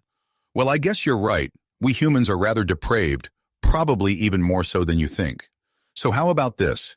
We'll first watch the movie said, previously mentioned reference comes from, and then afterwards, if you're still in the mood, we can do whatever either of you wants. Actually, now that I think about it, if you end up liking it as much as I think you will, there's also a lot of similar adult movies can watch. Like The Thing and Hellraiser, for example. Now, doesn't that sound nice?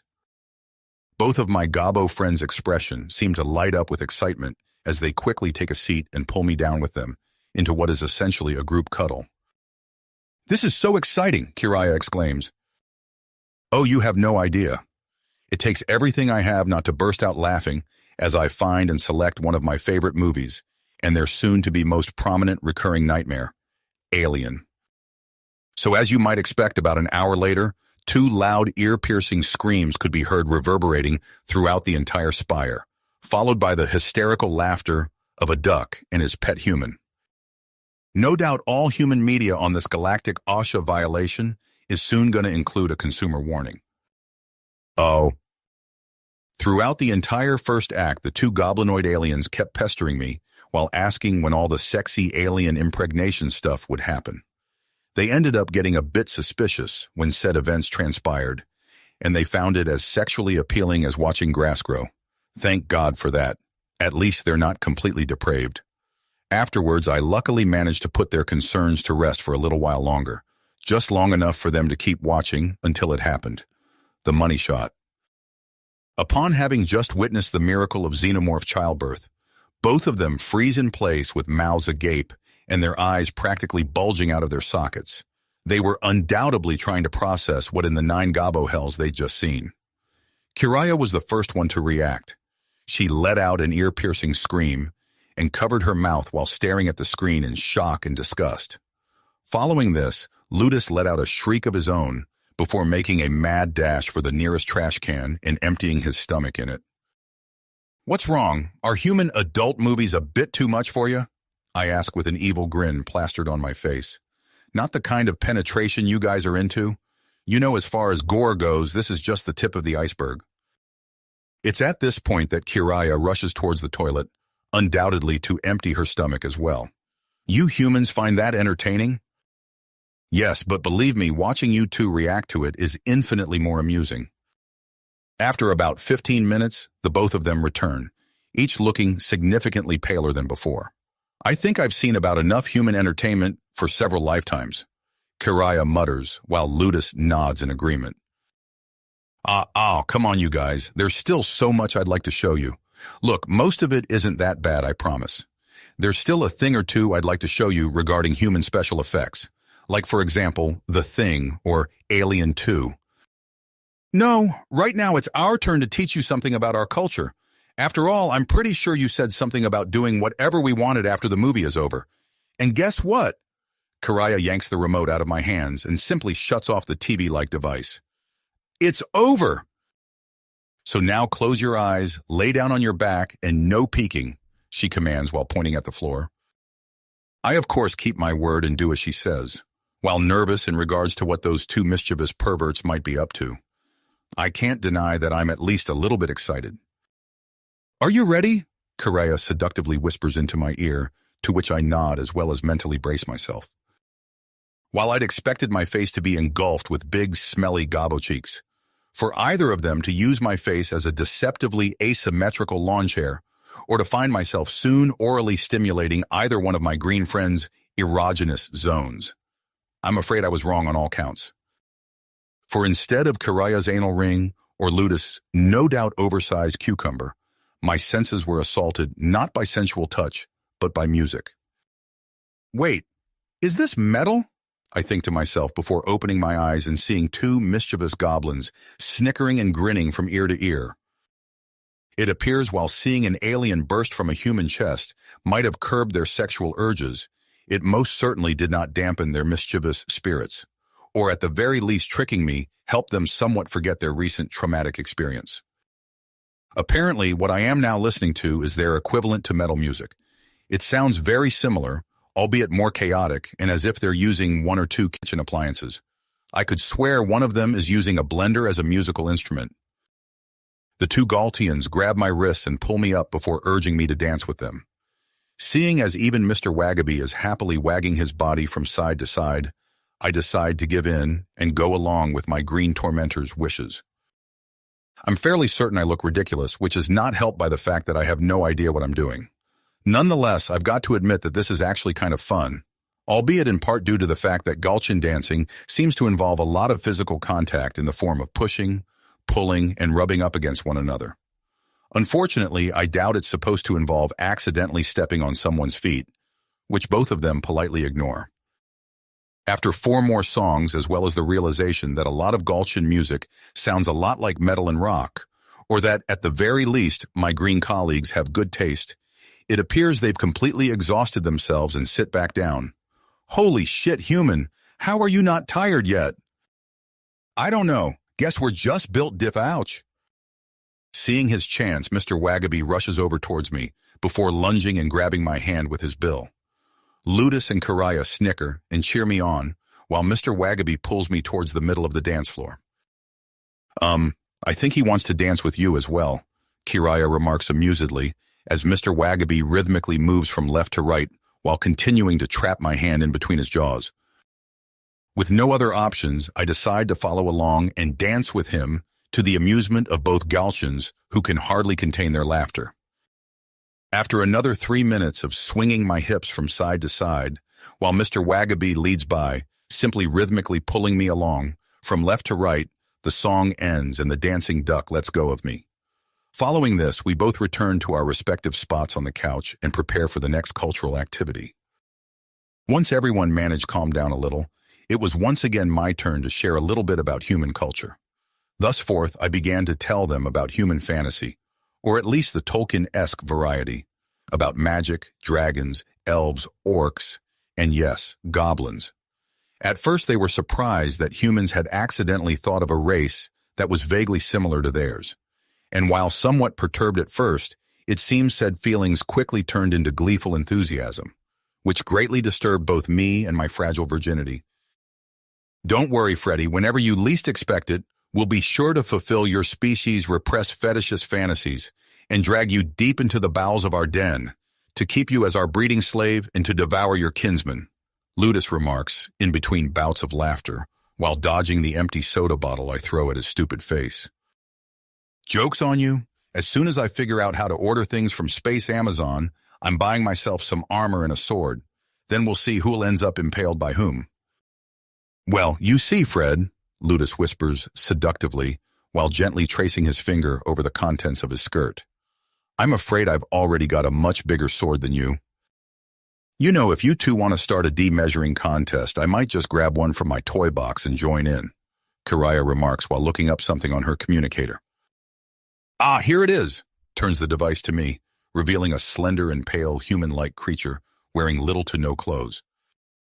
Apparently, Galcians have a similar kind of fantasy.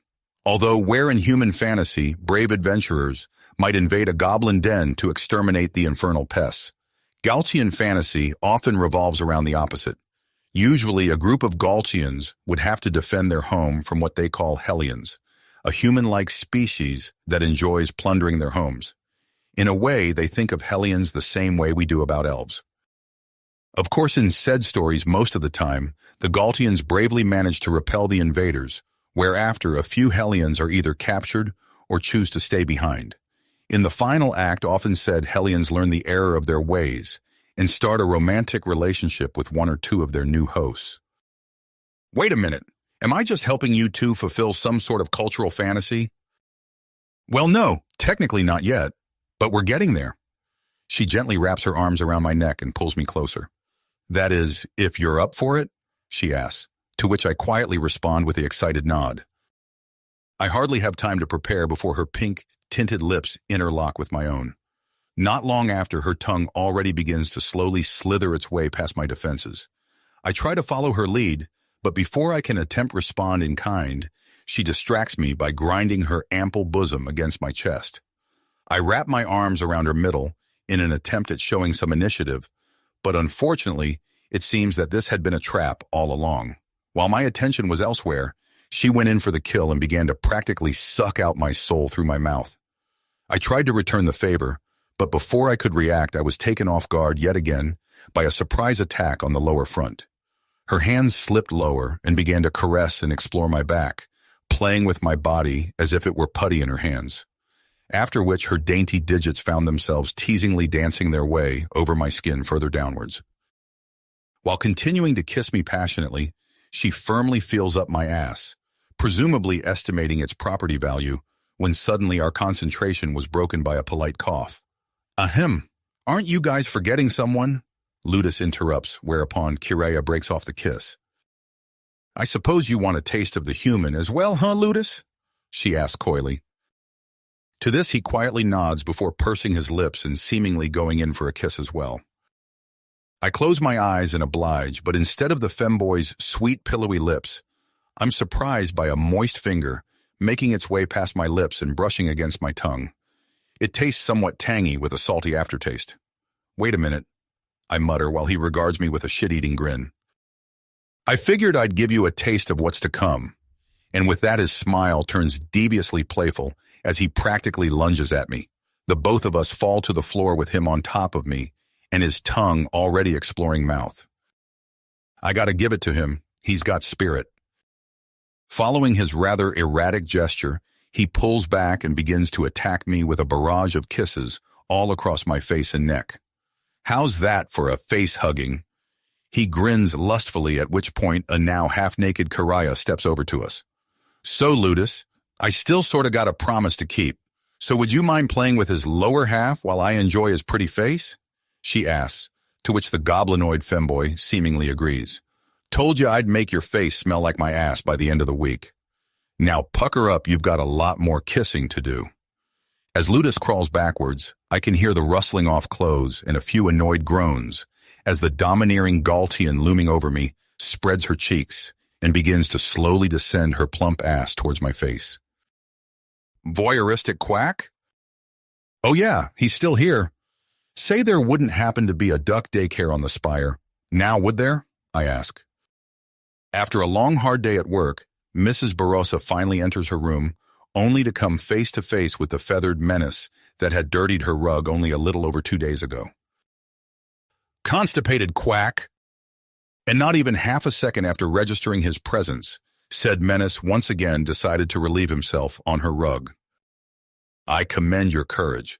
Not even my ex-husband was brave enough to attempt that shit a second time, she remarks coldly while cautiously walking over to Mr. Wagaby and grabbing the piece of paper attached to his leg. Dear Mrs. Barossa, me and Kireya are banging the human. Please take care of Mr. Wagaby until then. Love, Ludus. She angrily crumples it and throws it in the trash before sternly staring at the duck. You've ever played strategy tabletop games? Excited quack. That's the spirit. Let me just fetch you a beer first. But after Ludus had ensured us he knew someone who'd be able to take care of him, Kireya and I decided that we'd continue without him. Or at least she did. All I could do was mumble incoherently as she lowered her plump rear onto my waiting face. You know I think I like you more this way. Much less back sass. Much more worshipping my ass, she teases. While trapped in between her plump green cheeks and with little else to do, I begin to gently kiss her waiting ass. Good boy.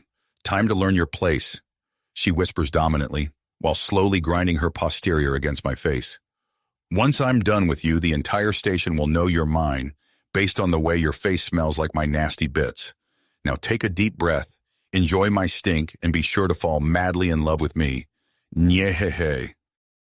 Over time, her movements become more and more erratic as I continue to try and service her from in between her dark, damp cheeks surrounding me. After a few minutes of this, she finally lifts her ass, mercifully allowing me to enjoy some fresh air once again. I take it this is you establishing the pecking order? I ask. No, sweetie, she said with a playful grin.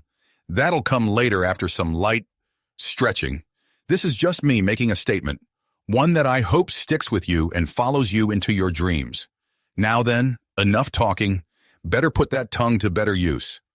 As she says this, I feel her weight shift as she turns around, now facing me, and effectively shutting me up by smearing her already moist folds against my mouth. Through her sharp-pointed teeth, she lets out a devious cackle while regarding me with a predatory yet lustful glint in her eyes. She caresses my face with her right hand while leaning forwards and using her left to help balance herself. You know, I really like you, Freddie, and I hope you feel the same way about me. Her right hand slowly moves upwards towards my scalp, and she gently runs her fingers through my curly ginger locks. As if lovingly toying with me, she gently and slowly rustles my hair in a circular motion. She gently bites her lower lip and focuses her gaze upon me as if I'm the most precious thing in the entire universe. We sit like this for what must have been an eternity before her smile and the look in her eyes grows more and more devious and domineering.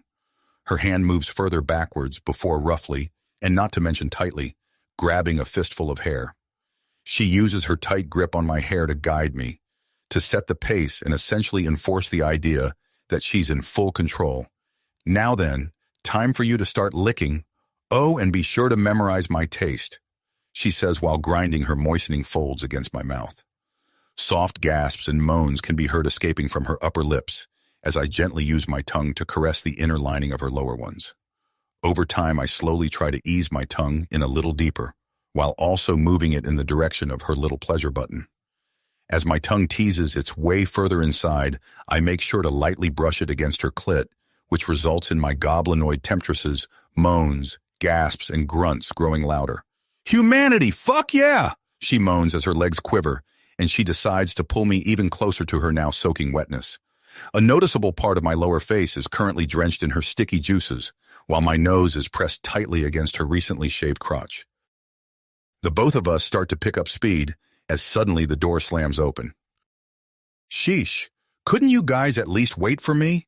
I was just gone for like 10 minutes, Ludus complains virginally while making his way over to us.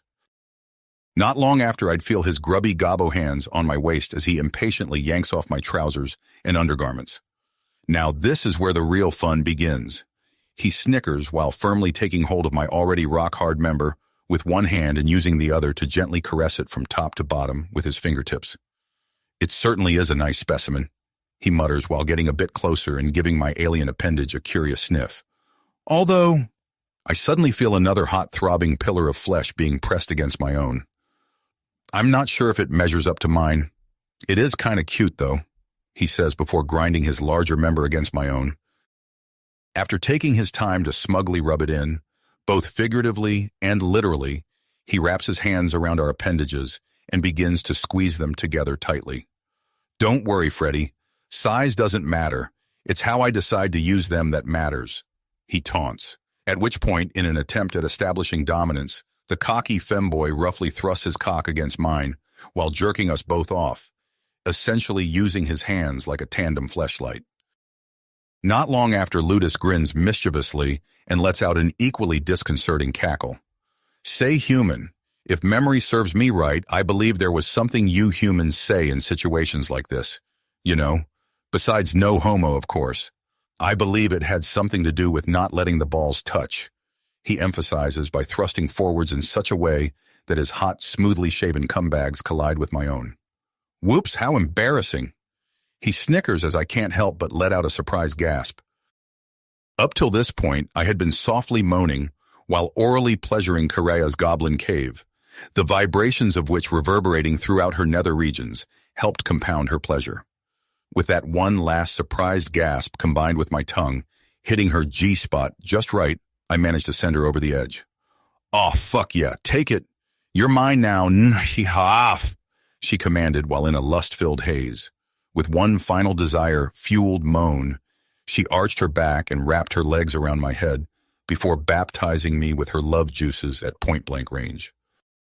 In the meantime, Ludus continued jerking while occasionally adding more of his own natural lube. As pre-cum and spit mixed on top of his green-colored rod, the cocky femboy suddenly got a devious idea and decided I hadn't been toyed with enough.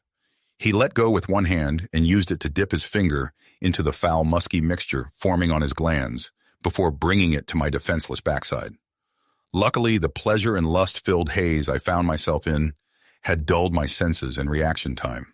Otherwise, I might have accidentally kicked him in the jaw out of sheer reflex when I felt his finger making contact with my defenseless entrance. His musky, cock-flavored digit teasingly circled my anal ring, like a shark would a hapless swimmer, and I couldn't help but I let out a lust-filled gasp. This continued on for a few more minutes, wherein Ludus kept softly moaning and swearing under his breath. But alas, all good things must come to an end, and not long after we both found ourselves reaching our climax. With one final high-pitched feminine moan, He thrust his finger into my depths, and we both erupted all over my waiting stomach and crotch. "Aw, fuck yes. Enjoy being my cum rag," he muttered loudly through gritted teeth as his gobbo nut sludge continued to seep out of his mega pickle and onto my exhausted body. Afterwards, we all unanimously decide to lay still in our own sticky filth as our juices continue to pool together and mix, each of us softly gasping and moaning as waves of pleasure course through our bodies. We enjoy the warm, comfy afterglow of our lustful sinning for what must have been ages before eventually Ludus breaks said peaceful trance. The cocky femboy decides to make a statement and adds insult to injury by flipping me over, dabbing his finger in cum still oozing out of his urethra, and as if it were ink, write his name on my left butt cheek. "Hey," I half-jokingly complain, to which he responds by saying, "Don't worry, just staking my claim and making a reservation," while grinning from ear to ear. "Well, in that case," Kiraya responds while turning around and using her big toe to trace her initials above Ludus's crotch. "I wouldn't mind training 2 boy toys, one for each hole that needs worshipping," she says before mischievously winking at us. With our sexual needs met and the day coming to a close, the 3 of us eventually clean ourselves up before retreating to our rooms. Or at least the Galchans do. I, on the other hand, still have to go and pick up Mr. Wagaby, who apparently Ludus dropped off at Mrs. Barassa's place. "God, she's so gonna kill me. I just know it," I think to myself while making my way to her room. Upon reaching the door, I can vaguely hear Mrs. Barassa yelling and sobbing to who I assume is Mr. Wagaby. "Can you believe it? He insulted my hobby and called me cold and dismissive after all I did for him," she bellows in between sniffles. "I gave him the best years of burp, hickey life, and what do I get in return? Nothing." I gently knock on her door in the hopes that she won't hear, and I can come back tomorrow. After all, Mr. Wagaby's a big boy. He can fend for himself, right? Ugh, screw it. Even I'm not that cold-hearted, I think to myself before loudly pounding on her door. "IRS, open up and pay up," I yell jokingly. With a loud creak, the door swings open. "Huh? Oh, Freddy, it's you. And you smell like ass. Come in, don't be shy." As she says this, she grabs my arms and drags me inside while I instinctively try to cover my nose. After all, I can practically taste the alcohol on her breath. She drags me over to a large table surrounded by empty beer cans where Mr. Wagaby is sitting. Apparently, they were playing some sort of complicated yet strangely familiar board game. The table is adorned in various types of plastic I've encountered here on ISOR. One of them even looks vaguely like a scantily clad buff human male holding what I could only assume is a mini railgun. "Come here, Freddy, have a beer with us," she says sweetly while slurring her words. Okay, I guess, thanks. But you see, I just came here to I almost jump up in surprise as she hugs me tightly. "You're a good burp boy, Freddy. I know you'd never leave anyone for their spending habits," she mutters before burying her face in my shoulder and crying some more. "I'm sorry to put this much weight, on your shoulders, but I just know you'll be a great liaison. I'll make sure of that." I can't help but flinch as she continues to tighten her arms around me. God, why are emotional drunks always thrice as strong as their angry counterparts? I can feel her tears and mucus seeping through my shirt as I try to mouth the word help at my feathery friend. Amused quack. As expected, he simply ignores me while enjoying the awkward spectacle playing out in front of him. Oh my God, I'm so sorry," Mrs. Barassa says before suddenly panicking. "I completely forgot. Are you all right?" "Yeah, don't worry, you didn't hug me that tightly." "No, not that," she responds. "It's my venom glands. They tend to activate when I get hungry or emotional. Usually people simply get a nasty rash, although we haven't really figured out how it might affect humans." Oh shit. As I take a step back, I can now notice the strange, clear fluid discharging from the thin layers of cloak-like webbing covering the Kalessa's body. "Quick, where's your "Second door on the left," she says as I make a mad dash for her bathroom. After a good 15 minutes of careful and thorough scrubbing, I figure I must have gotten most of it and returned to Mrs. Barassa's living room. At this point, I'm pretty sure her venom has no effect on humans, but even though I'm fine and my skin isn't turning into soup, She still makes me spend another 15 minutes laying on her couch as she and Mr. Wagaby finish their game. Oh, motherfuck. Fine. Good game, I guess. Mrs. Barassa poutingly admits her defeat and sighs. Hey, Freddie, you still alive back there? To which I respond by giving her a thumbs up from behind the couch. Guess I've finally found a species that doesn't get all melty when coming into contact with my species' special sauce. Well, it was fun, but you see, we really have to go. It's already Mr. Wagaby's bedtime after all. So, laters, I say while picking up Mr. Wagaby and heading out. All right. Night-night, you two, and be sure to stop on by for a rematch, Waggles. Competitive quack. And with that, the door automatically shuts behind us as we make our way back to our room. Impoverished quack. Fine, but only a starter set. After that, you'll just have to wait till Christmas. After all, I'm not made of credits, you know. Man, that must be one great couch. I already feel completely refreshed. In fact, how about I race you to our room? I say with newfound spirit and vigor before taking off in a mad dash with Mr. Wagaby following close behind. Holy shit, why does my head hurt so much? I mutter through gritted teeth while caressing my scalp. Wait, where am I, and why are you wearing more clothes than me? Fashion-conscious quack. For whatever reason, it seems Mr. Wagaby is wearing a cute little red bow tie while I'm completely naked at what I'd assume is one of the Spire's recreational lounges. Well, this blows, I mutter groggily while checking the time on my communicator. I just hope I didn't oh shit, we gotta go. I quickly get up and pick up Mr. Wagaby before making my way downstairs. Good morning, Fredward. Mrs. Barassa greets me quietly while holding the futuristic equivalent of an ice pack to her temple. I see you've managed to free your hand from that toilet it got stuck in. To which Ludus looks back and winks at me while sneakily giving me a thumbs up. Apparently, he and Karaya must have assumed I'd exhausted myself last night and decided to cover for me. While sweet, I'd preferred it if they'd picked literally any other excuse. Mrs. Barassa, I start, but before I can say anything else, Mrs. Barassa swiftly cuts me off. Fred, don't worry. No need to explain yourself. We all make mistakes, whether it be early in the morning or late at night. She emphasizes the last part. So please, no need to mention anything that happened after work hours. Now then, in regards to why I was so preoccupied yesterday, well, you see, there's been somewhat of an incident potentially involving a human.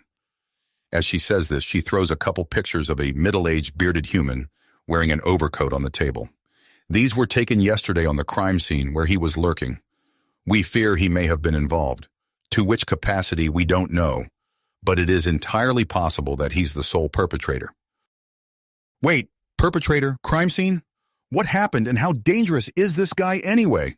Correa concernedly chimes in. Well, to put it bluntly, there's been a murder, and we're fairly certain a human did it. And seeing as criminals tend to return to the scene of the crime, we assume that he might be the man we're looking for. Now hold for a minute, Ludus interjects condescendingly. I feel like it's a bit too soon, and not to mention xenophobic to immediately blah. Ludus starts off, but is soon stopped dead in his tracks by Mrs. Barassa, who slowly and with a "see, I told you" expression reveals another picture, this one of the Flanian's mangled corpse. Sorry, Fred, you're on your own on this one, Ludus says. After that alien movie incident, I'm afraid I gotta give it to Mrs. Barassa. I can't think of any species being that, imaginative when it comes to those kinds of things. Look, don't worry, I just want you to ask around the neighborhood to see if anyone's seen him or knows anything about him. Call that Marcia girl, whether she or any of her other human contacts have at any point interacted with him. And last but not least, at the end of the day, report back to me. If you do at any point feel unsafe, or God forbid happen to spot him, don't do anything to put yourself in danger. Just call Station Sec, they're the ones authorizing this assignment, and within less than half a minute, all available agents in the area will be there to protect and assist you. Do I make myself clear? Ma'am, yes, ma'am. All three of us stand up and half-jokingly salute Mrs. Barassa. Good enough for me. Now scram you hooligans and get Mama some sweet, delicious intel. she jokingly retorts while pelting me with a wad of paper. In the meantime, I gotta find out who this trash bin bandit is. Apparently some lunatic streaked through the spire last night yelling for someone to, and I quote, "Get my duck some goddamn duck ice cream." Whatever either of those things may be. I swear if this is a human thing again, I'm grabbing the neutering rock and Mama's gonna get creative. Well, good luck with that, I say nervously while once again herding my friends, the uninsurables, out of her office as quickly as possible. Oh, and by the way, you may want to look into what Calesian venom does to human. Okay, bye I quickly say right before slamming the door shut and power walking my way out of there. Wait, what? Ah, fuck. Mrs. Barossa curses and sighs before letting her head fall down onto her desk. That species is going to be the end of me. As per our instructions, the four of us decide to start our expedition in Sector 1, where the murder took place. Whereas Sector 2 encompasses one of the asteroids orbiting the spire, Sector 1 consists of the various rings partially connected to it. In total, there are 4 rings which spin at slightly differing speeds, and roughly every 25 minutes at several designated junctions, the rings interlock, at which point people can safely cross over. After little over 35 minutes, we finally arrive at the dilapidated street in the 3rd ring where said incident took place. With little to go on, we start out by heading into the various nearby shops and bars and ask the locals some questions.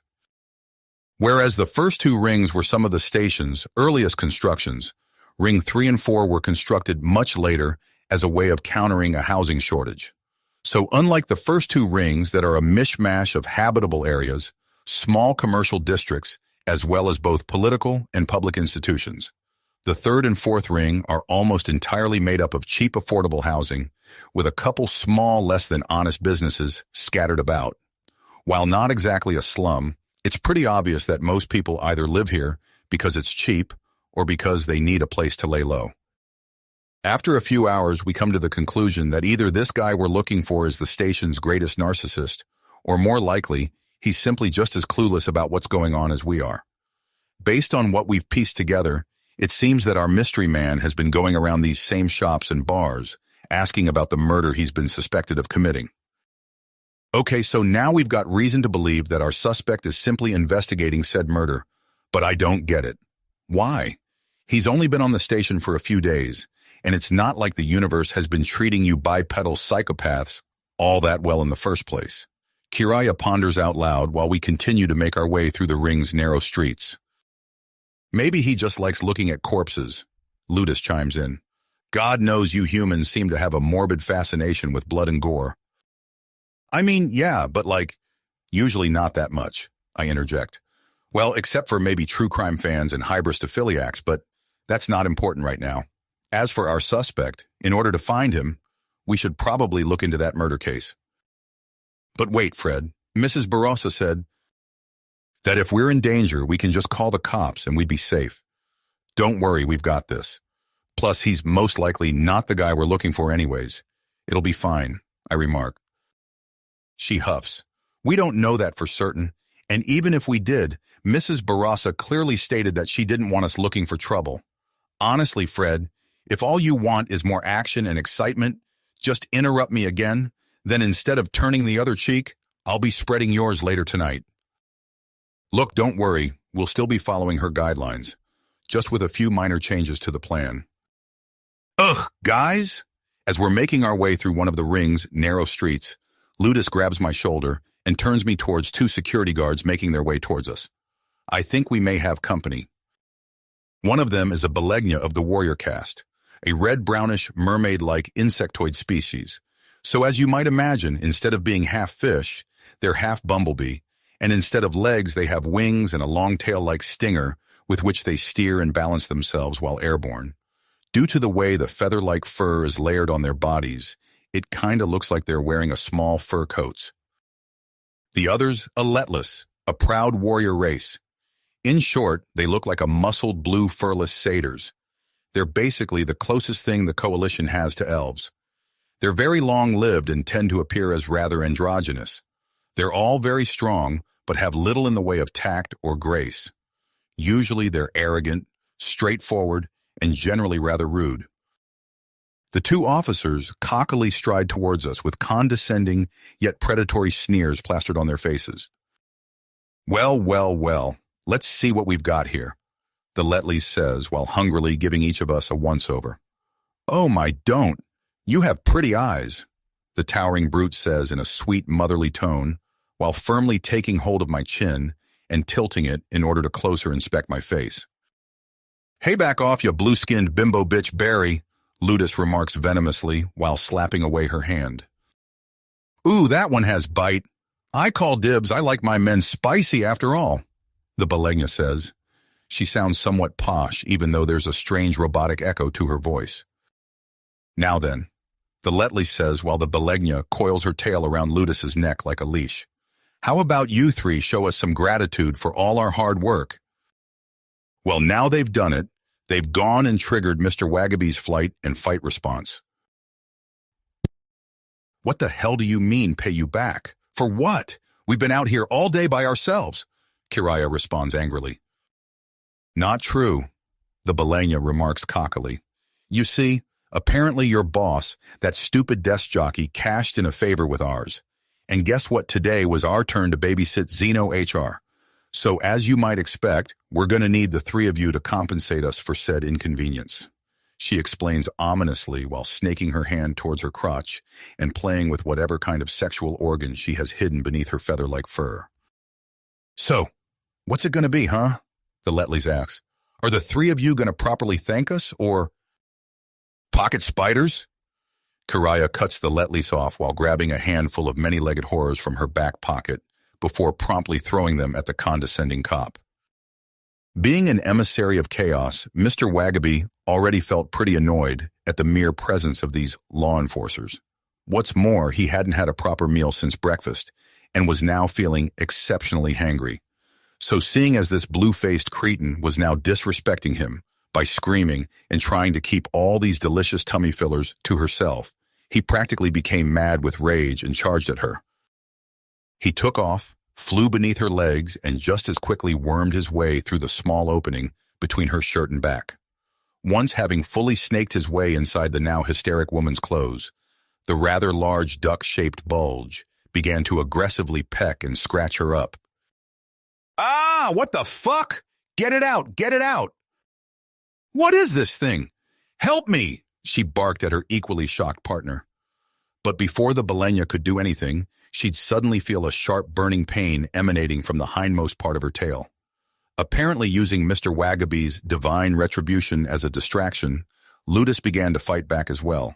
He used his surprisingly sharp goblinoid teeth to clamp his mouth shut on the Belegna's tail, which she was now flailing left and right in an attempt at shaking him off.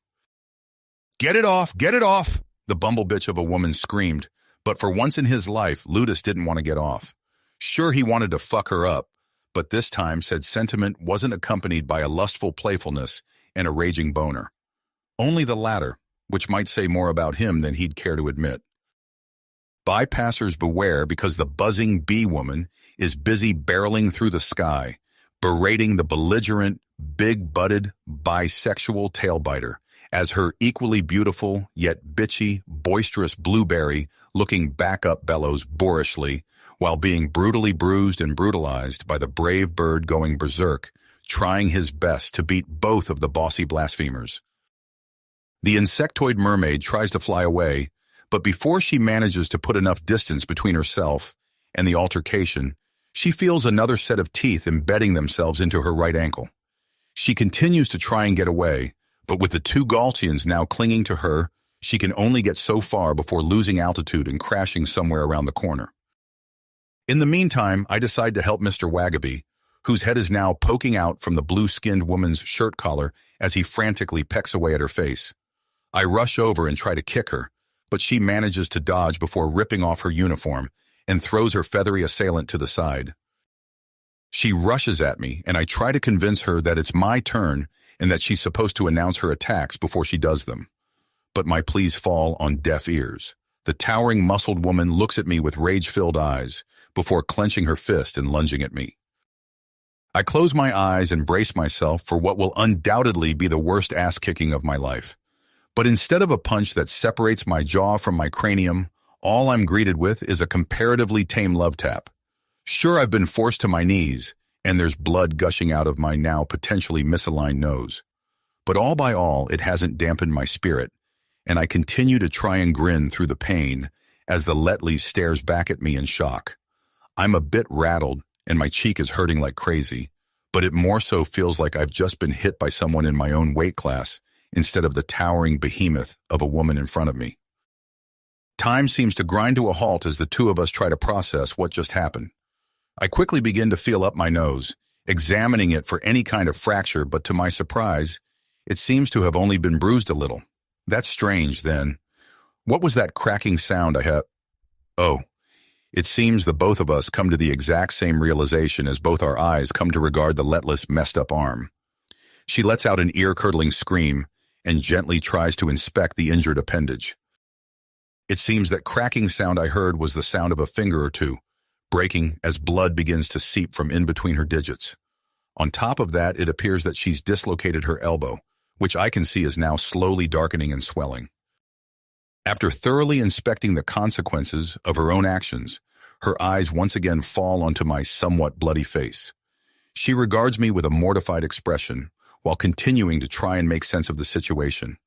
I can practically see the gears turning in her head. This is obviously the first time someone's been able to shrug off one of her punches like that, let alone grin like a madman afterwards. I knew these humans were supposed to be durable, but this shit is just unreal, she thinks to herself while wishing she'd taken on those green nuisances instead. What are they even made of? Seeing little other way to regain her honor and get something out of this situation, she decides to draw her weapon and intimidate the cute little human in a much more efficient way. I freeze up in shock as she reaches for the sidearm, holstered in her elbow, and the only thing my dumb brain can think of is that I don't want to get shot with smelly bullets. Just then a gunshot rings out, and I close my eyes, but instead of blaster fire, the sound rippling through the narrow street sounds different, more kinetic, like an actual goddamn gun for once. Don't even think about it or you're gonna dabba-dee-dabba-die, a French-flavored voice yells out while wildly waving around his sidearm from the other end of the street. The Letlas, having totally had it with these crazy humans, makes a break for it as my mysterious savior jogs over to me, all while cursing out the blue coward in his native tongue. Don't shit-talk the pissed-off man with a gun. Don't shit-talk the pissed-off man with a gun, I think to myself, but alas, my brain has already registered him as an authority figure. Therefore, before my better judgment can take over, some kind of primal instinct tucked away in the deepest recesses of my brain, some kind of asshole reflex takes control of my lips, and I blurt out what hopefully won't be described on the news as the killer's motive, or his last words. Look, buddy, I know you may not have heard this before, but I raise my hands. I surrender. As the grouchy-looking man comes closer, I can start to pick out certain traits. Middle-aged, long coat, streaks of gray hair. Oh no, it's him, I mutter to myself while clutching my non-existent purse. To my relief, he tucks away his firearm and chuckles as the faintest hint of an amused smile creeps onto his face. Name's Leo, he says as he stretches out his hand and helps me get up. Seems like I got here right on time. Those blasters might not be as deadly as a regular sidearm, but they sure as shit hurt a lot worse. Yeah, thank you very much. And trust me, I know I've unfortunately already been on the receiving end of one. My name's Fredward, by the way. Charmed, I'm sure, he remarks absent-mindedly while scanning the area for any more threats. Gotta be more on your guard, kid. This place is dangerous, especially for humans like us. Dangerous? As in getting your purse stolen dangerous or getting murdered dangerous? I ask while trying to subtly probe him for information and judge his intent. A bit of both, although in regards to the latter, I'm fairly certain you don't have too much to worry about, he says while pensively scratching his beard. Wait, aren't you that kid that rimmed the green chick? Oh no, that wasn't me. I just have one of those faces where people mistake me for others all the time. I lie nervously while thinking of an excuse that'll get me out of this potentially dangerous situation. You know now that I think about it, I've got to go and see how my friends are doing. They were fighting that arrogant bee woman and... Hey, Fred! Don't worry, we're on our way. Speak of the devil. From the other end of the street, I can see two green humanoid shapes running towards us while waving their arms wildly. Although victorious, it seems like it came at a high cost. Both of them are practically covered in cuts and bruises, with Ludus even sporting a black eye. Having momentarily forgotten the peril I might be in, I quickly turn around again and face our murder suspect lest he try something nefarious, only to realize that he's not there anymore. He must have booked it as soon as Ludus and Correa showed up. "Are you okay?" Correa asked while pulling a tissue out of her pocket and holding it up to my bleeding nose. "Sheesh, you humans can handle a lot of blood loss," she remarks. In the meantime, Ludus concernedly examines my body.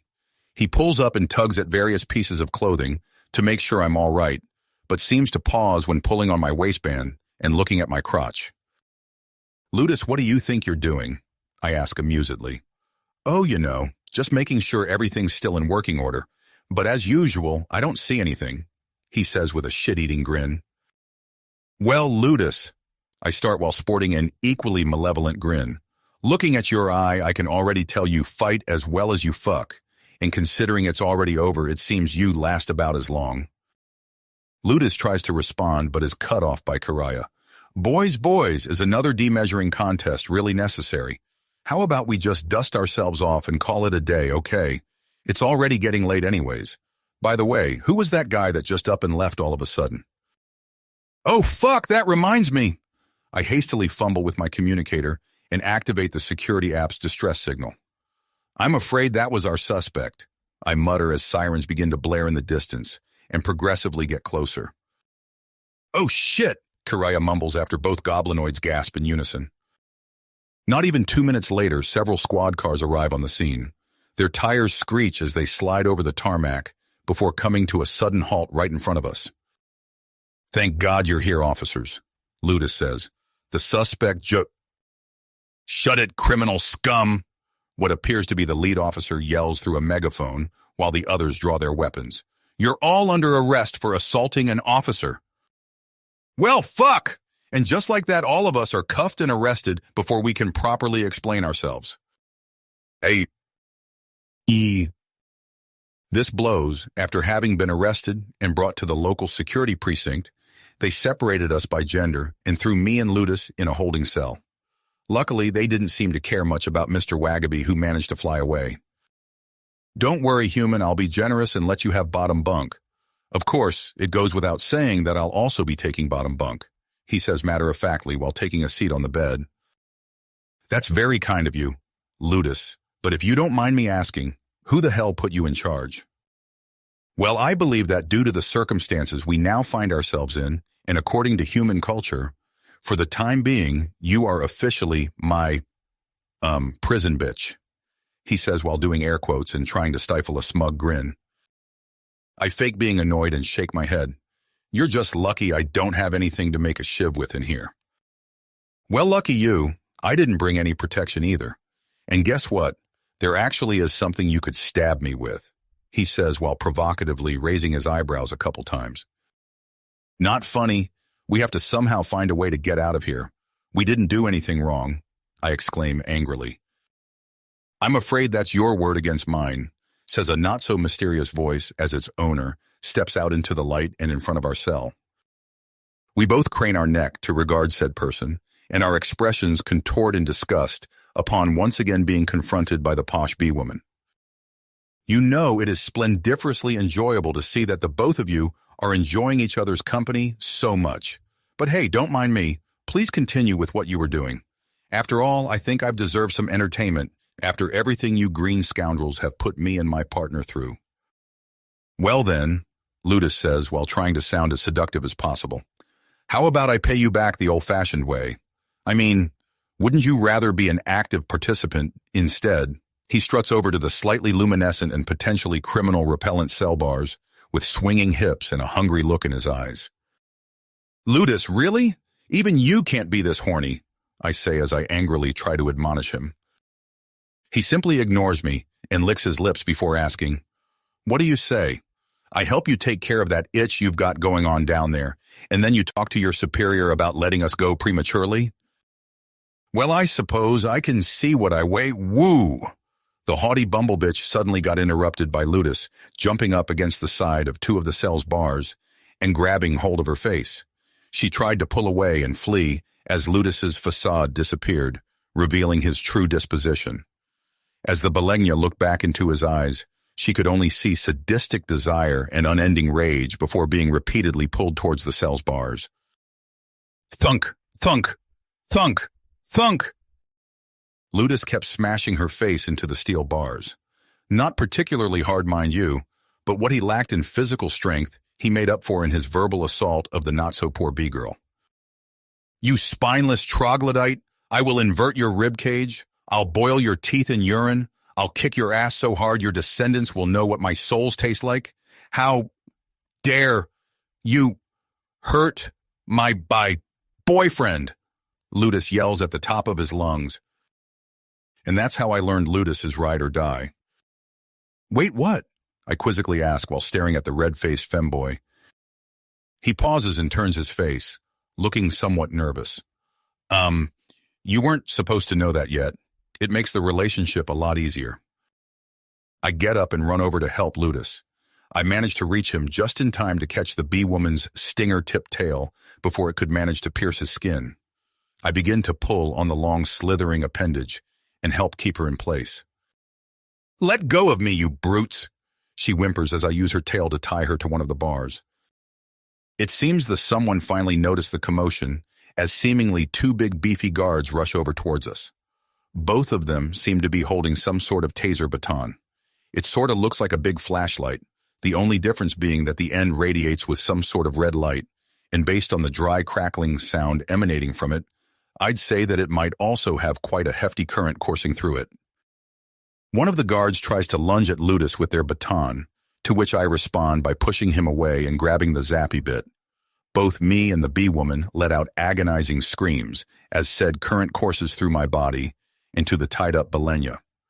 Luckily for the green femboy, after being pushed aside, he managed to scramble away from this shocking clusterfuck. After a few seconds of wild muscle spasms and pained groans, the guard manages to rick their baton out of my clenched fist, and me and the bee-bitch fall to the ground while letting out various pained groans and whimpers before finally passing out. I awaken a little under 10 minutes later. After the stun baton incident, one of the guards quickly rushed the Belenia off to get medical attention, while the other stayed behind to guard our cell. I feel a soft hand caress my face as a sweet sing-songy voice whispers at me. Hey, sleepyhead, thank God you had me scared there for a minute. I look up and see Ludus' slightly moistened face.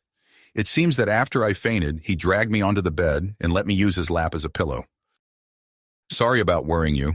I'd hate for you to have to kidnap another human to Stockholm Syndrome into being your boyfriend. I look at him with a playful glint in my eyes, only for him to return the favor as he bends over a little and plants a kiss on my lips. As if anyone could replace you, Freddy, he whispers while cradling my head gently and running his fingers through my hair. So does Kiraya know you've decided that I'm your boyfriend now? Can't imagine she'd be particularly happy about it. The Galchian nervously scratches the back of his head. Yeah, about that. She was kind of the first one to describe her relationship with you as such. Between the two of us, I was simply the first one to tell you. Oh, great! So now I'm supposed to be her boyfriend too now? I ask incredulously. Not really. Those weren't exactly the words she used. Trust me, it's better not to ask. Just for the record, while I am intrigued, I'm not agreeing to anything until I've seen the fine print and have had some time to mull things over. I say half-jokingly, to which the femboy replies with a shrug. That's fair. For the time being, I'm more than satisfied with just spending time and fooling around a bit. No pressure. Suddenly, we hear the door at the end of the hall swing open. Ludus, Kiraya, Freddy, grab your coats, we're leaving, Mrs. Barassa bellows while making her way to our cell. It seems she isn't alone, apparently. On her left stands what must have been the chief of security, a rather diminutive Galtian. They're sporting a very guilty look and holding a stack of paperwork, which they're frantically attempting to fill in while using their badge to release us. On her left lays a very familiar blue-skinned creep, wearing a cast around her arm, who seems to have been dragged here by her ankle by Mrs. Barassa all the way from medical. Say it again, she roars.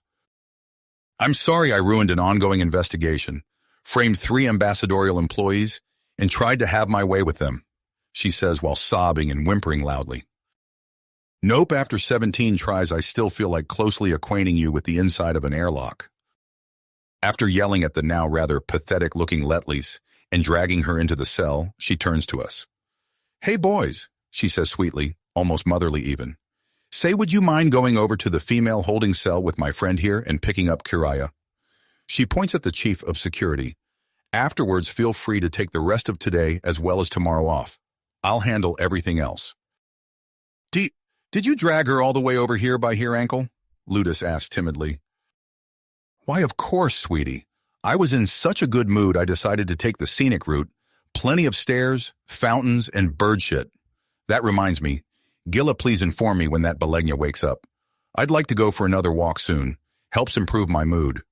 That last part she practically hisses through gritted teeth, to which the chief of security quickly nods while continuing to frantically fill in paperwork. Me and Ludus quickly make ourselves scarce and follow the diminutive Galchian to where Kiraya is. Apparently, our big-butted redhead managed to make her stay here rather comfortable. She'd been thrown in with 2 pickpockets who'd been arrested earlier today, one of which was now being used as a chair, while Kiraya used the other one as a footstool. Oh, are we leaving already? Took you boys long enough, she remarked with a smug grin before being released. To reach the exit, we had to make our way through the precinct's main office, where Mr. Wagaby was busy flying around and terrorizing a bunch of slightly familiar-looking security officers.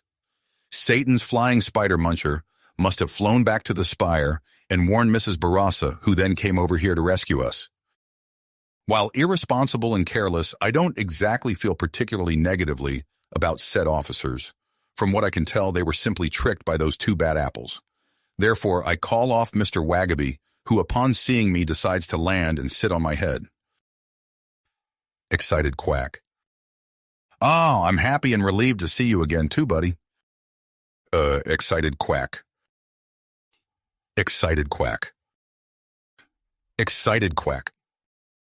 As the 4 of us leave the building, we suddenly get distracted by someone loudly whistling at us. Beep, beep, Uber's here! On the side of the road next to a somewhat beat-up yet futuristic-looking car stands a familiar face waving at us. Marcia, what the hell are you doing here? I asked the black and green-haired woman. Oh, trust me, I'm just as surprised as you are.